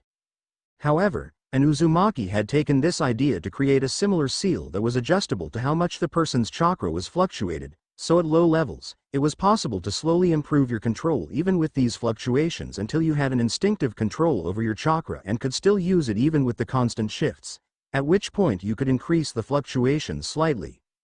With this seal over the past couple months, even if only on a very low setting while he regularly worked on chakra control, he had finally achieved the chakra control of a below-average academy student who had just unlocked their chakra. This didn't sound very impressive except for the fact that he already had significantly higher chakra reserves than most Jonin. It would have been even worse if he was actually a normal Jinchuriki too, because a small amount of Yuki, which was much more potent and naturally chaotic than human chakra, constantly mixed into his human chakra. If he weren't truly the Kyuubi, any hope of ever getting decent chakra control probably would have been destroyed, but because of his centuries of experience of total control over that chakra which had effectively been his body, having even just a little bit of his Yuki in his system improved his chakra control slightly, rather than making it much worse. And he had also continually been working on his henge jutsu, though he had finally discovered why most ninja never bothered getting to the point they could use most jutsu seallessly. As he had discovered, it didn't really make using the jutsu any faster unless you put a lot of time into it. In fact, at first, it was significantly slower. It had made sense when he had given it more thought. Hand seals were aids to channeling chakra, and assuming someone had decent hand speed, they could make the seals faster than they could generally use pure chakra manipulation to cause chakra to do the same things by will alone. It had taken 6 months of almost constant transformations throughout every day to make the jutsu sealless, and even now a year later, he was no faster with it than the average Chunin could complete a transformation with hand seals. He had also managed to remove all noise and smoke from his transformations in the process though. Still, It emphasized how much further he had to go to reach his ultimate goal of making the technique something he could use in battle at a moment's notice. He had been able to start very slowly removing his whisker-like birthmarks and increasing his height with the transformation technique. The whiskers he honestly kind of liked, but he wanted as few things that connected this body to the Kyuubi in the villagers' minds as possible. It would be a slow process, so no one really noticed the birthmarks fading over time. But by his academy graduation, they should be faint enough to be missed by civilians if they were not specifically looking for them. And they should be completely gone at this rate by the time he was 16 or 17. And for his height, well, he was just naturally a short guy, minor malnutrition from his time in the orphanage before he was able to start hunting and gathering. Most of his food hadn't helped, though from what he had talked to the Hokage about his Minato, he had likewise been a little on the short side until a growth spurt in his late teens. Naruto had just forced that growth spurt a little early, so he was now one of the taller kids his age. So now he should be more than ready for the first day of the academy. He had even gotten a new outfit for the occasion, which made him look rather badass for an 8-year-old. Not that he cared about such things, or so he told himself. For his clothes, he had largely taken the example of the Anbu, as he wore the standard, lightly armored, all-black sandals. Anbu pants with kunai and shruariken pouches, and sleeveless Anbu shirt with long-sleeved mesh armor under the shirt.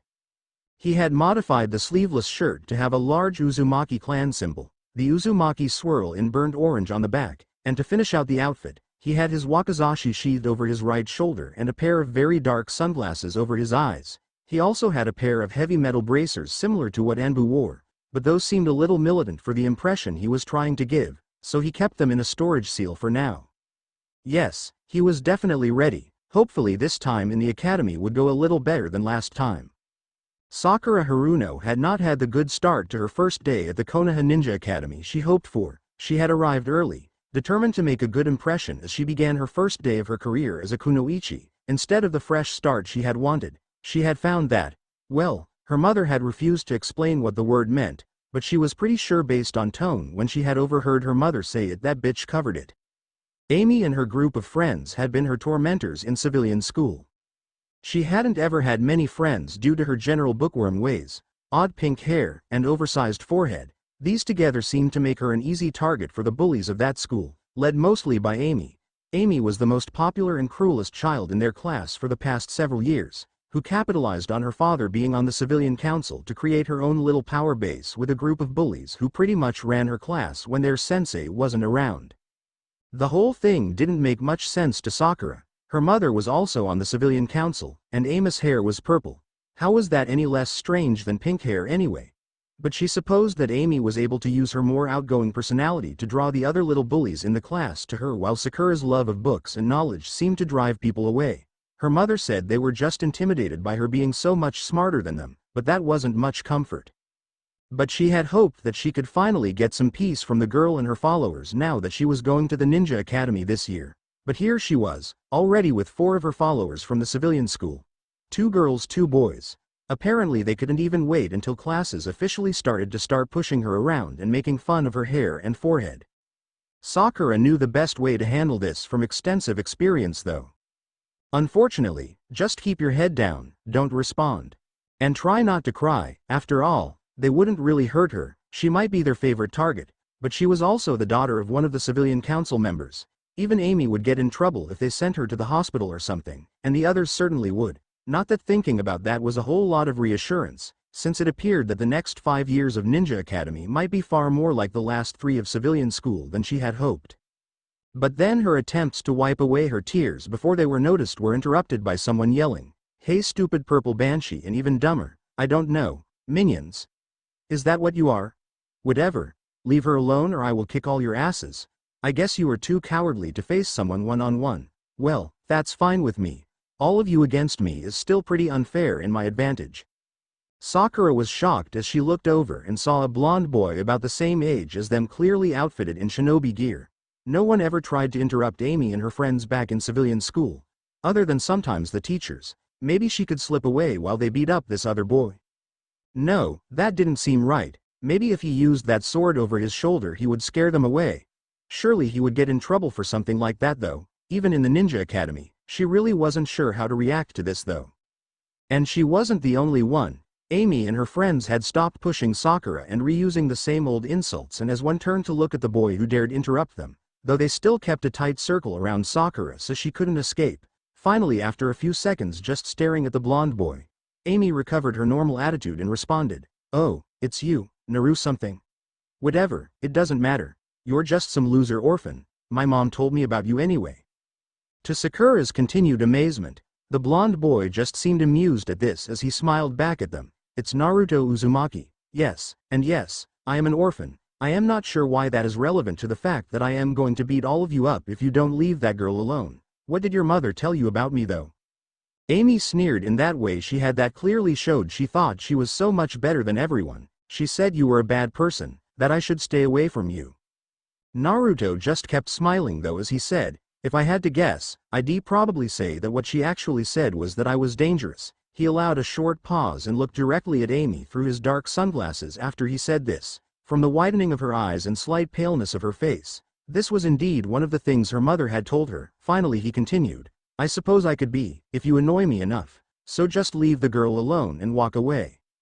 But Amy looked around at her four friends, recovering her courage based on outnumbering Naruto 5-1, allowing her sneer to come back. "Whatever, there are 5 of us, and I am the daughter of a council member.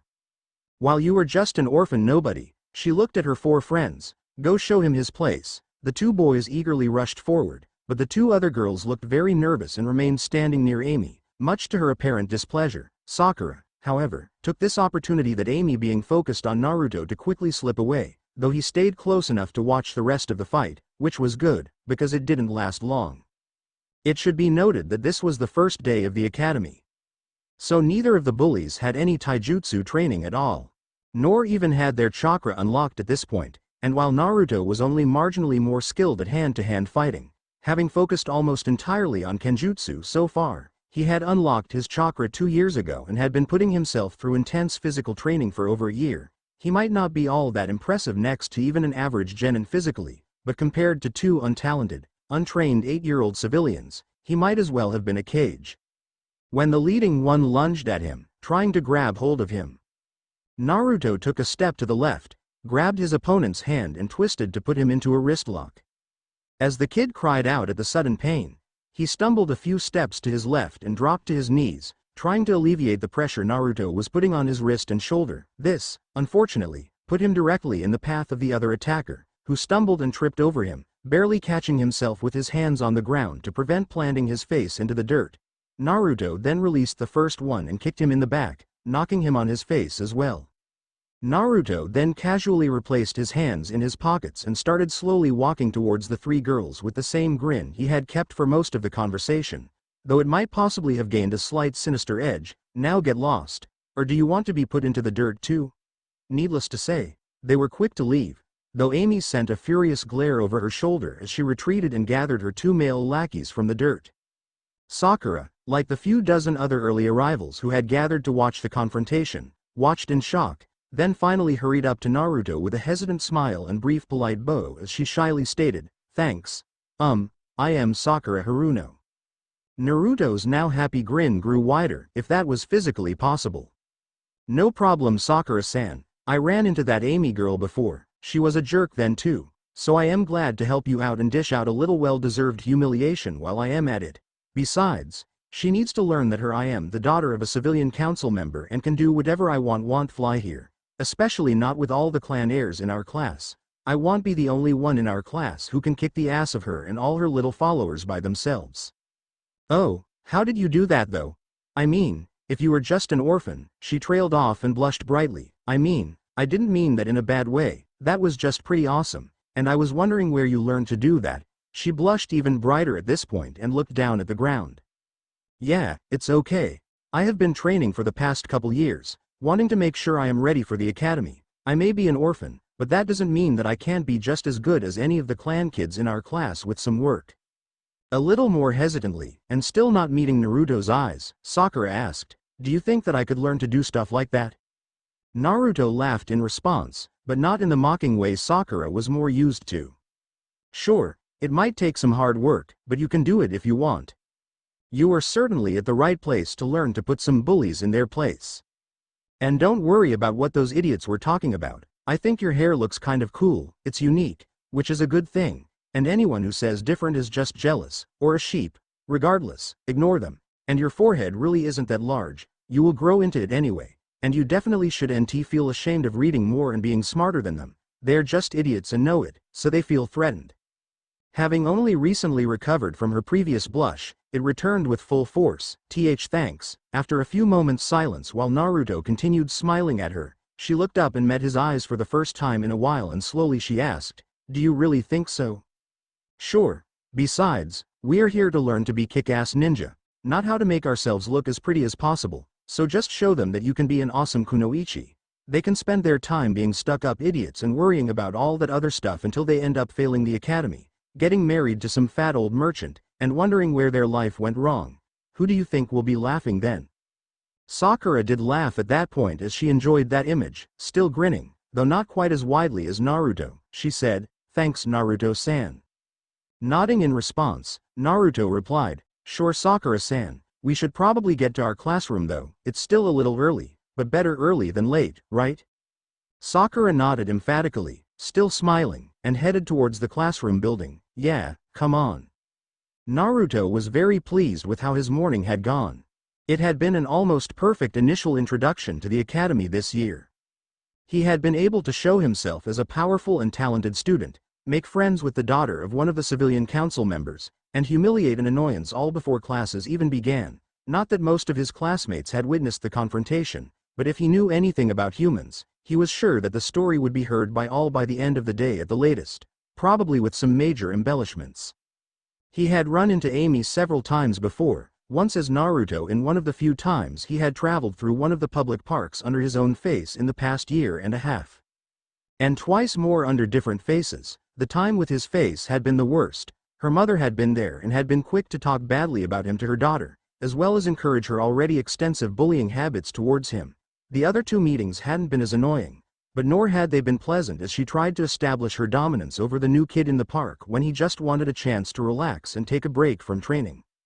Unfortunately, parents had been within eyesight, if not close enough to hear, on all occasions, so he hadn't been able to teach the brat a lesson at the time. He certainly hadn't wanted to start a mob by giving her the beating she deserved with his own face, and knocking around the daughter of one of the civilian council members with the face of a boy who didn't exist didn't seem like a wise idea either.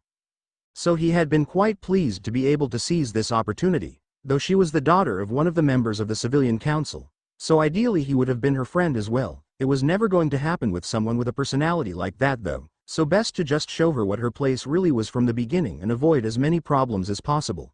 As long as he could avoid hospitalizing her, he should be fine. So his smile was quite justified in his opinion as he settled down into a seat next to Sakura and continued to work to bring her out of her shy shell. It was a little early to tell, but it seemed like the girl had potential even beyond her mother. She was clearly quite intelligent for an 8-year-old. So maybe if he could encourage the development of her ninja skills, she would be the first of his future fellow ninja of the Leaf to become allies with. Such connections had the potential to be very useful in the years to come. After a few more minutes, the rest of the children in his class had drifted in and taken their seats. And the two teachers eventually came to the front to introduce themselves as Chunin by the names of Iruka and his assistant Mizuki. Both smiled as they looked over the class, even towards him. If he hadn't been focusing on his sensor abilities, he might have missed it, as the smiles were fairly convincing, but he could tell by the minute fluctuations in Mizuki's chakra that he clearly had extremely negative feelings towards him, strong enough that they could only be defined as hatred. Iruka on the other hand, was more difficult to interpret. He had some negative feelings towards him, but seemed to be struggling to control them. That most likely indicated that Iruka would at least be willing to give him a chance, which was probably the best that he could hope for. Naruto would have to see if it would be possible to get access to Iruka's file. It probably wasn't very well guarded since he was just a Chunin Academy teacher, and there wouldn't be much, if any, high-clearance information included. It might have some hints in it of the best ways to go about winning Iruka's trust though. But he would have to consider that later. For now they were having all of the students introduce themselves, so he made sure to listen to each for hints of their personalities, details such as likes, dislikes, hobbies, and dreams with the correct interpretations could reveal far more about these children than they intended. information which could be extremely important over the next few years. Finally, it was Naruto's turn to introduce himself to the class. He stood up with a bright smile as he looked around at the other students, focusing most of his attention on the children from most of the ninja clans of Konoha, but making sure to make eye contact with each student. "Hi, I am Naruto Uzumaki. I like training and ramen, and I dislike people who judge me before getting to know me. My hobbies are gardening and spending times in nature, especially camping and hunting, and my dream is to be Hokage." Sasuke Uchiha was roused from his brooding as he snorted in amusement and sneered at Naruto. "Yeah right, as if a clanless orphan loser like you could become Hokage." Naruto turned to Sasuke, giving him a glare much more fierce and filled with just enough focused killing intent to make the other boy flinch from him and lower his eyes. "Shut up Uchiha. The more you talk, the more you show how much of an idiot you are." He then waited for the inevitable yells at him about how wonderful the last Uchiha was to die down before continuing. "For all of your information, I am the last known member of the Uzumaki clan." Sasuke, recovering his sneer with the support of his budding fan club, replied, "Uzumaki? That's not a clan. It's probably not even a real surname, just something someone came up with. You go with your first name. They seem to have made a mistake and thought you were named after a maelstrom, rather than a ramen topping." Naruto interrupted Sasuke at this point. "As I said, you should stop talking. The more you do, the more you prove you have no knowledge of history." Though granted, from looking around, it doesn't look like many people do. The Uzumaki clan was once one of the most famous clans in the world, on par with the Senju and the Uchiha. In fact, we are cousins with the Senju clan, and our assistance in some of the battles against the Uchiha before Konoha was built was one of the reasons even the warmongering Uchiha Madara was forced to accept peace talks with the Senju clan. Naruto paused at this point and looked around at the mixture of interested and amazed looks in the room before he continued. The Uzumaki clan then went on to help the Senju clan in the creation of Konoha after the famous agreement between the Senju and Uchiha clans. That is the reason all Junin wear the Uzumaki swirl on their Chunin flak jackets and on the sleeves of Junin. Naruto turned and showed everyone the back of his shirt with his clan symbol before continuing. The Shodem Hokage declared that they would wear this symbol in homage to the Uzumaki clan, which was so instrumental to the creation of Konoha. For that matter, the leaf symbol all Konoha ninja wear on their forehead protectors was based on the Uzumaki clan symbol, and Hashirama Senju also went on to marry an Uzumaki who he met during this period of building Konoha, Mito Uzumaki. The Uzumaki were offered a place in Konoha as one of the founding clans as well, but turned it down in favor of leaving to create their own village. Eventually they settled in and created both the Land of Whirlpools and Uzushiogakure, where the Uzumaki clan was both daimyo of that land as well as kages of the village. We remained close allies with Konoha because of our old bonds with the Senju clan, however. It was at this point that Sakura hesitantly spoke up. "So, if they are such a powerful clan and allies of Konoha, why haven't we heard of them? For that matter, why are you here rather than there?" Naruto sighed and looked down at the table before looking back up to meet the eyes of the other academy students as he answered. "For why you haven't heard of them, I don't know. You should have from your parents or at least in school because of our importance in the history of this village. But I guess some people are quick to forget debts owed when they think they can, and the reason I am here and not there is because the village doesn't exist anymore. It was destroyed down to the last person early in the Second Shinobi World War. My mother only survived because she was visiting her Aunt Mito here in Konoha at the time." Sasuke was clearly shocked that Naruto was the last survivor of a clan like he was, and remained silent at this point, deep in thought. However, Kiba Inuzuka laughed and said, "Well, I guess that happens to weak clans like that." Even the other students who didn't really like Naruto and had been warned away from him by their parents shifted uncomfortably and apparently understood that a pretty terrible thing to say about someone's dead family. And Naruto's glare this time was far more vicious than before and contained a great deal more killing intent, enough to reduce Kiba to cowering and not far from what would be required to drive him unconscious. Iruka interrupted at this point and quickly started to tell Naruto to stop but was cut off as Naruto continued, ignoring Iruka for now. "Actually Kiba, it took 3 great villages working together to destroy Uzushiogakure. The Uzumaki had grown to be feared throughout the world since the creation of the village as the greatest Fuinjutsu and Kenjutsu masters in the world. Not to mention our bloodline, and it was on the verge of becoming recognized as the 6th great village. Kumo, Iwa, and especially Kiri, given the short distance between the 2 villages. Didn't want that, So they joined together to attack and destroy the Uzumaki before we could become a threat, but we did not fall easily. According to what records remain, a full two-thirds of the ninja force comprised of all three countries died assaulting our one minor village, especially Kiri, which lost almost its entire assaulting force. It is said that the seas around the island that contained Uzushio were stained red with the blood of those who dared try and bypass Uzumaki's seals. They might have killed almost my entire clan, but they lost their own ninja at odds of around 10 to 1.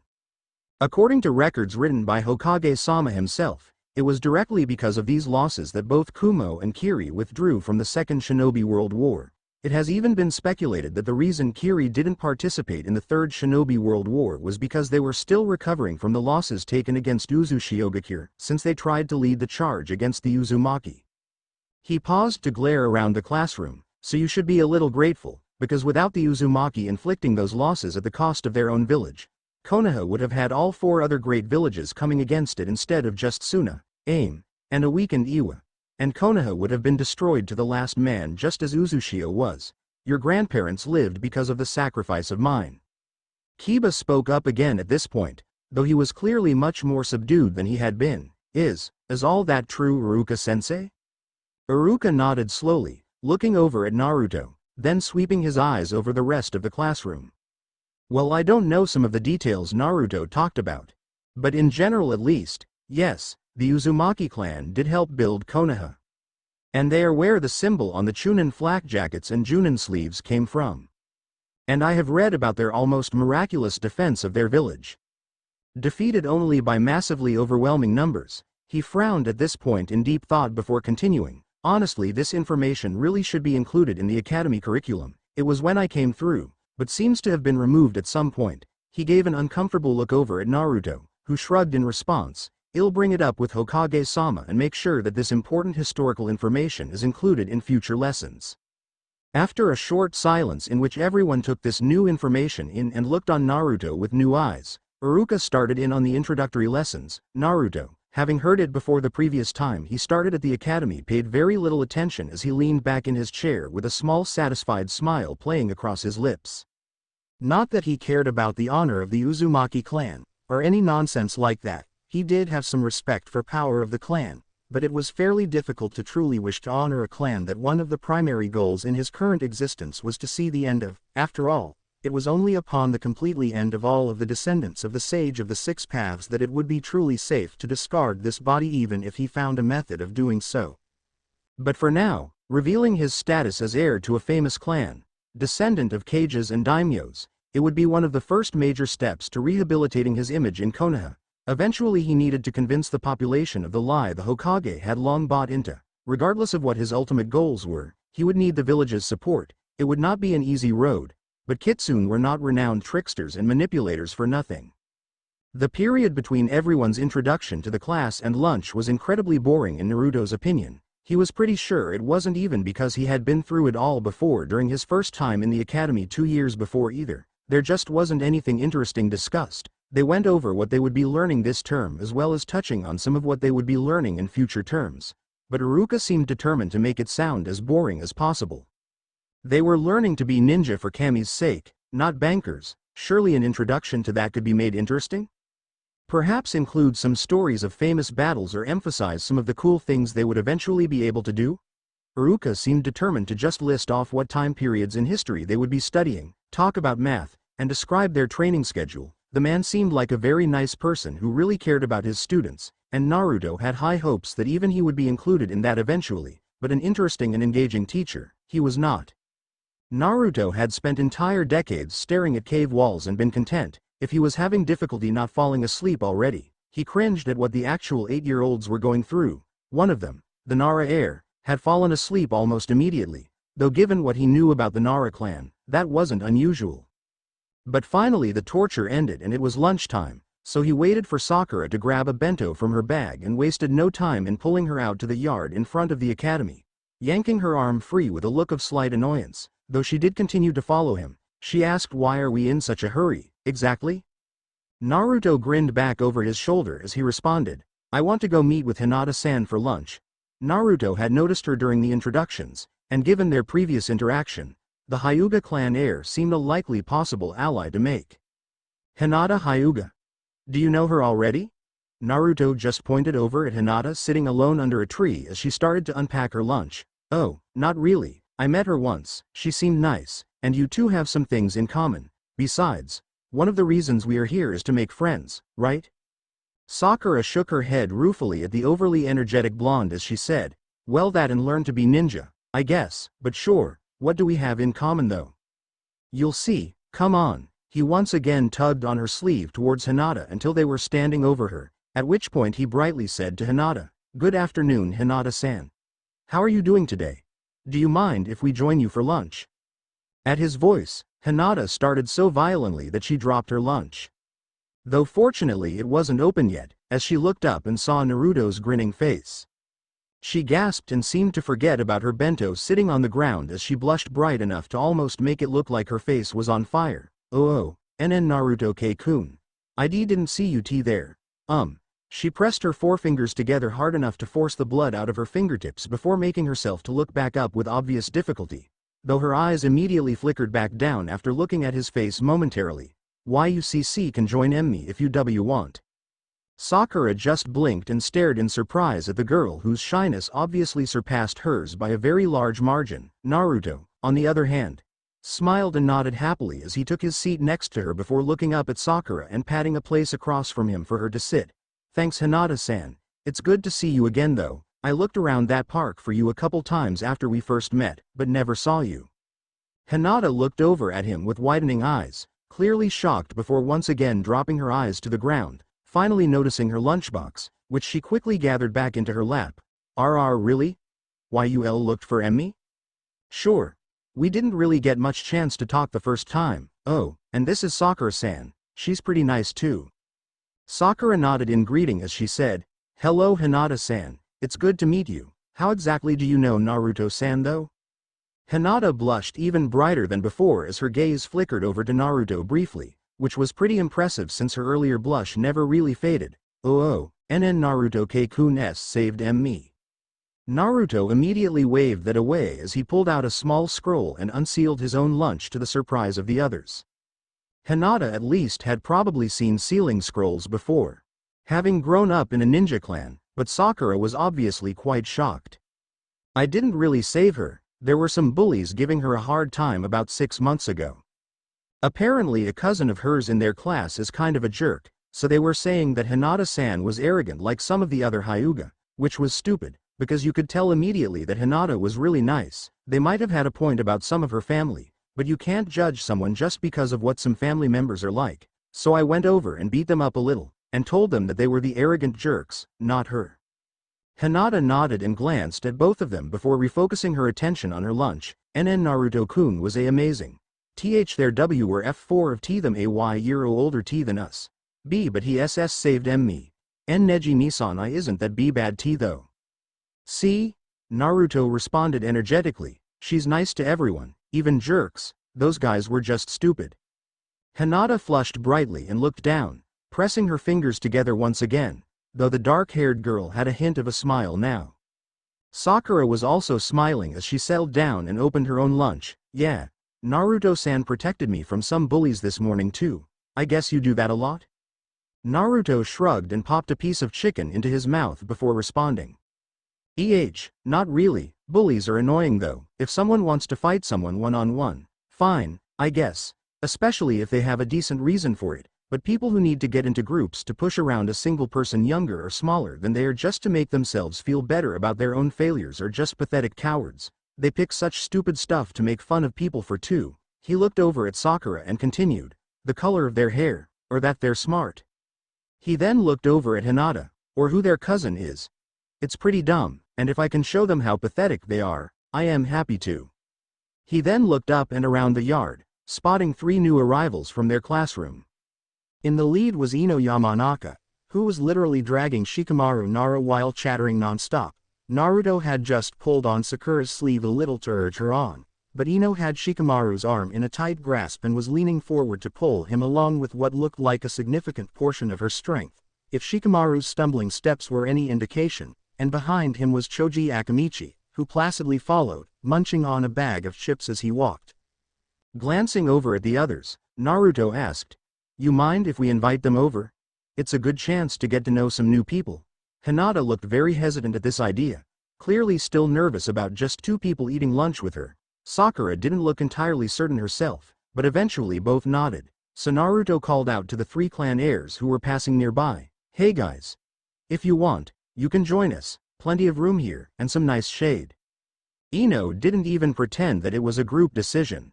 She paused to think for a couple seconds as she looked at her three classmates sitting under the large tree before nodding decisively and once again dragging Shikamaru along with her. Apparently continuing to just expect Choji to just follow along, though it turned out she was correct, so maybe she had good reason for that assumption. In fact, Choji's only response was to give a shrug and continue to eat, apparently unconcerned. Shikamaru sighed and muttered something under his breath and seemed annoyed but resigned, fighting Ino no more than he had previously as she dragged him. Hello, Ino called out as she unceremoniously dropped to the ground near the other three already seated children. I am Ino Yamanaka. The lazy one is Shikamaru Nara, and the hungry one is Choji Akamichi. It's nice to meet you. Naruto smiled back at her and introduced himself. Hi Ino, you probably remember me from my introduction in class, but I am Naruto Uzumaki. Ino was at least polite enough to give Sakura and Hinata a chance to introduce themselves, but as soon as they finished, she quickly turned back to Naruto and asked, so all that stuff about your clan was pretty interesting. I hadn't heard of the Uzumaki before, but it sounds like they were a pretty powerful clan. Clearly the girl was fishing for information, and not very expertly at that. But it was information that Naruto didn't particularly mind sharing. So he answered, yeah, like I said, we were known as powerful masters of Kenjutsu. And were especially renowned for our Fuinjutsu, so much so that even the great villages began to fear us. Naruto signed at that as he took another bite of his meal before continuing wryly, which turned out to be a very bad thing. The Uzumaki clan was powerful, but it was just one clan. Unlike the great villages, or even many of the minor ninja villages, the only ninja of Uzushiogakure were the Uzumaki clan. The individual power of our ninja was at least as high as that of the other great villages, but we just didn't have the numbers to stand against them. Ino nodded sympathetically, but quickly continued her digging for information, or just gossip. Naruto wasn't quite sure, though he supposed there wasn't really that much difference between the two. You mentioned that you had a bloodline too? What is it? Or is it a secret? No, not really, Naruto answered with a chuckle. It's not really well known anymore. But anyone who really wanted to know could track down the information easily enough. Our bloodline is actually pretty simple, but has a lot of benefits, according to the clan records I have found, and Uzumaki has an extremely strong life force. Honestly, I am not entirely certain of what that even means, but apparently it gives us unusually large and potent chakra reserves, greatly enhanced endurance, longer lifespans, and the ability to regenerate from wounds rapidly. He shrugged as he looked around at the widened eyes of those listening closely to his explanation. Well, it's probably not on the same level as the great dojutsu or some of the legendary bloodlines like the wood release, but it's useful because it pretty much just automatically makes us all around better ninja, and the regeneration thing could easily save my life from something anyone else would die from. Yeah, that's pretty awesome, Ino exclaimed excitedly as she bounced slightly in place, ignoring the food she had laid out in front of her. The others seemed similarly interested in Naruto's explanation to the point of ignoring their own meals.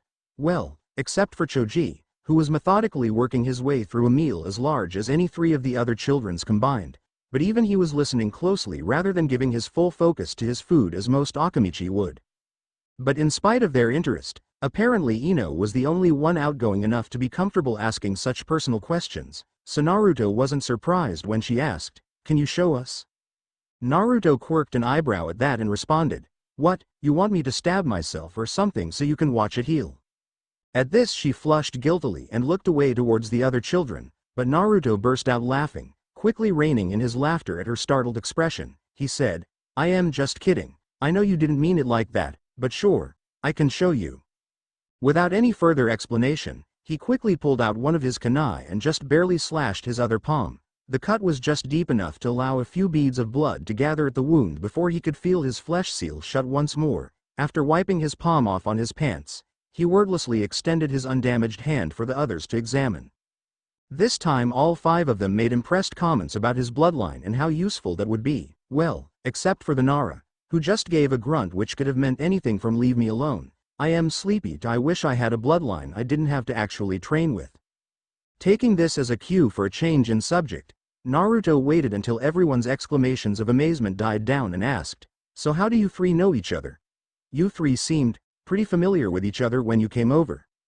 Ino waved a dismissive hand and replied, "Oh, our fathers have been putting us together since we were little. They were teammates and are really good friends. I think they want us to be teammates when we graduate too." She scoffed at this idea as she explained, "As if I would want to be on a team with people as lazy as them. I doubt Shika will graduate anyway. He's always too busy staring at clouds." Choji seemed slightly annoyed at this comment, but it was clearly not the first time she had said as much. Shikamaru shrugged, clearly entirely unconcerned. Ino seemed equally unconcerned with their feelings though, and gained an odd sparkle in her eyes, staring into the distance as she continued, "No, I want to be on someone like Uchiha-sama's team." She giggled excitedly, to Naruto's slight disgust. "Everyone says he's going to be so powerful, and I am sure he would protect me." Naruto had to remind himself that he wasn't talking to these children for his own enjoyment. But because information was power and these people could be useful, a gossip and apparently fangirl like Ino would almost certainly be quite annoying to deal with over the next few years, but she would have invaluable information for him, and be able to spread both information and disinformation that Naruto wanted spread among his peers. It was too valuable a connection to throw away because of some minor annoyance. So Naruto grit his teeth and continued to listen to Ino relay everything she had heard about the Uchiha for quite some time. Maybe there would be something useful in all of that. The rest of lunch had gone well, especially after Naruto had finally and with great difficulty managed to get Ino off of the topic of Sasuke Uchiha. Even most of the others had seemed thankful, though Naruto was a little worried that Sakura had seemed so interested in Ino's stories about the wonder and majesty that was, at least in her delusional little world, the last Uchiha. But other than that, Naruto had learned a great deal about not just the other 5 he shared lunch with, but many of their other classmates as well. Learning what they believed in and what drove them would be the first step to getting them to trust him and eventually bend them to his purposes. So Naruto was quite pleased with himself, even if to an outsider it probably would have seemed like a group of gossiping children. Embarrassment was a human concern though, and not something he was worried about, or so he tried to tell himself. But as he slid back into his seat for the beginning of classes after lunch, he found himself wondering about Hinata and Shoji. By any measure they were the 2 most politically powerful members of the group, as the heirs to 2 of the 4 noble clans of Konoha, but yet they were the quietest and most withdrawn of the group. Even Shikamaru would grunt and mutter how troublesome something was from time to time without prompting. It was unexpected, and Naruto wasn't sure how to react to it. Would that make them easier or more difficult to manipulate? Hinata clearly had a crush on him, and as disgusting as he found human mating habits, that should give him a relatively easy hold on her as long as he was careful. He couldn't explicitly reject her, which might lead to resentment, but he couldn't give the impression that he was leading her on either. Most likely giving the appearance of being generally oblivious when it came to romance would work well enough for now, and he could always refine his approach later. Choji was harder to read though. He would have to spend more time with the boy to gain a better understanding of him, and Shikamaru as well. The Naras might not have the political or economic power of the Akamichi or especially the Hyuga clans, but Shikamaru's father was the current Junin commander, which certainly made him a worthwhile contact. Hopefully some time lazing about with the 2 would give enough of a bond to be useful. And the occasional break from his rather intense training would be nice too. Even a demon could probably burn out if he pushed himself too hard. This particular line of thought was rather abruptly ended as Mizuki walked into the room and opened the drawer to the teacher's desk, which immediately caused what was apparently a paint balloon trap to explode, blasting the assistant teacher with red paint. Even Naruto was shocked. The prank was a pretty good one, and the sort of thing he might have attempted himself on someone like Mizuki. With all of his carefully hidden hatred of Naruto, it was a little juvenile for Naruto's normal pranking tastes, but that sort of thing could be a lot of fun sometimes too. It was Kiba Inuzuka who was the first to laugh, but this was quickly followed by most of the rest of the class. At least until Mizuki looked up furiously and turned his own killing intent on the students. It wasn't much as adult ninja would measure such things. No more than what he had used on Sasuke earlier in the day, which was almost nothing compared to what he could muster even under his current limitations, much less the heart-stopping force he could manage if he had full access to his Yuki. But it was more than enough to shut up a group of inexperienced children, even after Mizuki turned his attention to Naruto and focused that killing intent just on him. much to Naruto's annoyance. The rest of the class remained still and silent. Uzumaki. The Chunin exclaimed with barely constrained venom, "How dare you do this to your sensei, and on the first day, no less, that's detention for you, for a week." Even Naruto was stunned at this. He had sensed the man hated him. But to immediately jump to the conclusion that he was responsible was rather ridiculous. It wasn't even as if he was a well-known prankster. Of course he did prank people pretty regularly, but he had yet to be caught, so there was no way Mizuki could know that. He would have thought that a Chunin-level ninja could have kept his bias in check and evaluated the situation more rationally, or maybe he just didn't care who was really responsible, as it gave an excuse to punish Naruto. Either way, Naruto objected. Mizuki-sensei, I didn't do it. I was out in the yard with Sakura-san, Hinata-san, Ino-san, Choji-san, and Shikamaru-san for the entire lunch period, so I couldn't have done it. Actually, Inuzuka-san was the only one who didn't seem surprised and started laughing immediately. Maybe he did it? Kiba turned to glare at him for that, but Mizuki didn't even look over at the other boy as he continued to focus his glare on Naruto. Several of the other children he had eaten lunch with looked like they wanted to speak up, but they were clearly still frightened after their brief exposure to killing intent, so they remained silent. They probably excused their actions by telling themselves that Mizuki would question them specifically if he wanted to know what they had to say. It was a little disappointing that none of them stood up for him and risked getting in trouble alongside him. But their relationship was still pretty new. That sort of thing would come in time, especially since he could use the guilt they would inevitably feel for not standing up for him to cement their friendship. With a touch of obligation on their parts, if handled carefully, that could set the tone for the friendship for years to come, so this wasn't exactly a bad thing, as frustrating as dealing with someone like Mizuki was. And Mizuki probably wouldn't have cared what they said anyway, as his only response to Naruto's explanation was, "So now you are trying to frame other students as well? That's 2 weeks of detention, Naruto. This sort of behavior might have been accepted before, but you need to learn that it won't be if you want to be a ninja. We will keep you here cleaning the classroom and the rest of the academy as long as is necessary to teach you proper respect." Naruto sighed at this and responded, "Yes, Mizuki-sensei." There wasn't any point in arguing further with the man. Clearly the only result of that would be further weeks of detention, which he couldn't afford if he wanted to keep his current training schedule, and Ino would make sure that all the other students knew that it was an unfair judgment from the teacher, giving him their sympathy regardless of what Mizuki said. So for now, it would be best to remain silent and accept the punishment. Mizuki would receive his reward for such treatment eventually, as with so many other cases in this village. That day of reckoning was not today, but it would come. It was after classes finished, but before he had to serve his detention that he discovered he had been correct about Kiba Inuzuka being responsible for the prank he had gotten in trouble for. He had been relatively sure based on the boy's reactions, but it was always good to have confirmation, so he had been stealthily following him for the past several minutes. It had been a pretty easy thing to accomplish. Against an older and more experienced Inuzuka, it would have been very difficult to remain undetected, but for someone with Kiba's comparatively low level of skill, all that was really necessary was to stay downwind and not be obvious about his presence.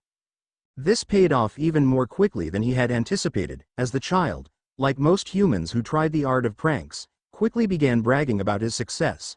A kitsune engaged in pranks as either a form of revenge or simply for sake of the entertainment inherent in watching the chaos caused by the prank, neither of which required anyone to know that they were responsible. In fact, it was almost always preferable that no one know. But Kiba clearly pranked in a play for dominance, which fit in with what he knew about the Inuzuka clan, and for a successful prank to give him some level of dominance over those he believed to be under him, others had to know he had been the one responsible. So Naruto had been sure that Kiba would talk about not just his successful prank, but his successful escape from any consequences as soon as he thought he could do so without getting in trouble. And he was not disappointed as Kiba quickly ended up talking to the same 2 boys Naruto had knocked down to save Sakura before class that morning. "So yeah, I did it," Kiba continued, nearly laughing as he boasted to the other 2 boys. "It was great, went off perfectly, but that wasn't even the best part. I didn't even have to do anything for Naruto to take the blame." The other 2 idiots whose names Naruto hadn't bothered to learn laughed along with Kiba, clearly enjoying that the kid who had humiliated them was getting punished. That Naruto had been innocent probably made it even sweeter to them. To be fair, it would have for Naruto as well. "I don't know why," Kiba continued, but Mizuki immediately assumed it was Naruto. Even without any evidence, maybe Naruto did something similar to Mizuki before? It doesn't really matter why though, but it means that I can do whatever pranks I want against Mizuki. And as long as I don't get directly caught in the act, the blame will always go to Naruto. I don't even have to do anything to set him up. It's like an open invitation to prank all I want with no punishment from a teacher. Is that awesome, or what? The other two agreed it was and eventually wandered off, leaving a still highly amused Inuzuka alone under the tree and looking around for who else was still in the area, probably to boast some more to anyone else he could find who wouldn't be sympathetic of Naruto. But Naruto didn't give him the chance as he dropped from the branch he had been hiding on, appearing to Kiba's senses only a few feet away from his position. This caused Kiba to jerk back in shock at his sudden appearance, even stumbling back a few steps. It was pretty funny, but Naruto kept a blank face as he silently stared as intimidatingly as an 8-year-old could manage without the use of killing intent. And it seemed to work. Even as Kiba recovered his composure, he still seemed rather nervous as he hesitantly asked, "So, hi Naruto, did you hear all of that?" As he spoke, he shifted on his feet and failed to look directly at Naruto, exhibiting all the signs of nerves that would eventually be trained out of him, but for now, they made what Kiba felt obvious even if he hadn't been able to sense the turmoil in the kid's chakra. But Naruto had no intention of going easy on him as he said, "You mean about how you were the one who did the prank I got blamed for? And about how awesome it is that I got in trouble for something you did? And how you planned on doing it a lot more in the future, getting me in even more trouble for stuff you do?" "Yeah, I heard that." "Oh, well," Kiba hesitated, looking at the ground, but finally seemed to rally himself as he looked up and continued, "Well look, you get to enjoy the pranks too, I'll prank Mizuki, and you can be glad that a teacher who is biased against you is getting what he deserves, right? It's not like I am making him punish you, I am just pranking him, and he does what he wants, so it's Mizuki's fault, not mine." "It was Mizuki's fault the first time," Naruto responded with a snort. "But if you were planning pranks with the intent of me taking the punishment for what you do, that's definitely your fault." Naruto shook his head in annoyance at this point as he continued, "Look, your prank was pretty funny, and you didn't really intend to get me in trouble, so I am willing to be nice about this and give you a chance to walk away. All you have to do is go tell Mizuki that you set up the paint balloon trap and not get me in trouble for something you did in the future, and everything can be fine between us." Kiba laughed at that, taking a step back. "No way, I am not doing that, my mom would be so pissed. All you have to do is sit though a few boring detentions, she would kill me, and besides, there isn't anything you can do about it. Sometimes a lesser member of the pack has to clean up after the alpha, that's just the way life is, and you had better learn to accept it." Naruto smirked slightly at Kiba. "Well, just remember that you had your chance, I promise you will wish you had taken it in the future, but that's on your head." Kiba rolled his eyes in return and started to walk away, whatever Naruto. But the smirk never left Naruto's face as he turned around to return to the academy to serve the first day of his detention. Because unlike with Mizuki, his revenge against Kiba could begin immediately.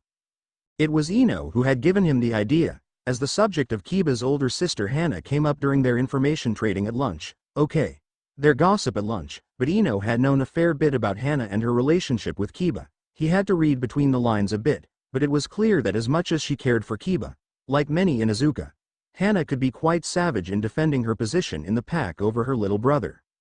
And it was equally clear that Kiba chafed at his lower position in the Inuzuka pack, which was probably a large part of the reason for his actions today, but the fact that his family was surely aware of how Kiba felt provided the opening for his prank, though it was malicious enough that some might not call it a prank, but the opinions of such people had never concerned Naruto. From his own reading about Konoha's clans, he knew of several of the more extreme dominance plays that Inuzuka sometimes engaged in within the clan, one of which was used quite rarely because, well, as similar as they could be, the Inuzuka weren't actually dogs, but on occasion, one Inuzuka would use the same method of marking their territory that one of their canine companions would use in order to claim another's territory as their own. It was about as blatant as an Inuzuka could get in telling another Inuzuka that the other Inuzuka's space belonged to them and they were the dominant one of the pair. And luckily for Naruto, he had already managed to collect a small urine sample from Kiba after the boy went to the bathroom after classes and failed to flush, since a sufficiently skilled transformation technique would duplicate even the scent of the form someone transformed into. It would be a simple matter to briefly infiltrate the Inuzuka clan, identify Hana's room, and mark her room with Kiba's scent. The fallout would be fairly predictable. From what he knew about Inuzuka, Hana wouldn't be able to let a challenge of that magnitude pass, and the usual way to re-establish dominance would be to pound the weaker member of the pack until he knew his place, in this case Kiba. The best part was that Kiba would know he was responsible. Naruto threatened him after Kiba set Naruto up to take the fall for one of his pranks, and within days he gets set up to take the fall as part of another prank. Kiba wasn't stupid enough to miss that one. But Kiba would never be able to prove it, and no one would ever believe he wasn't responsible.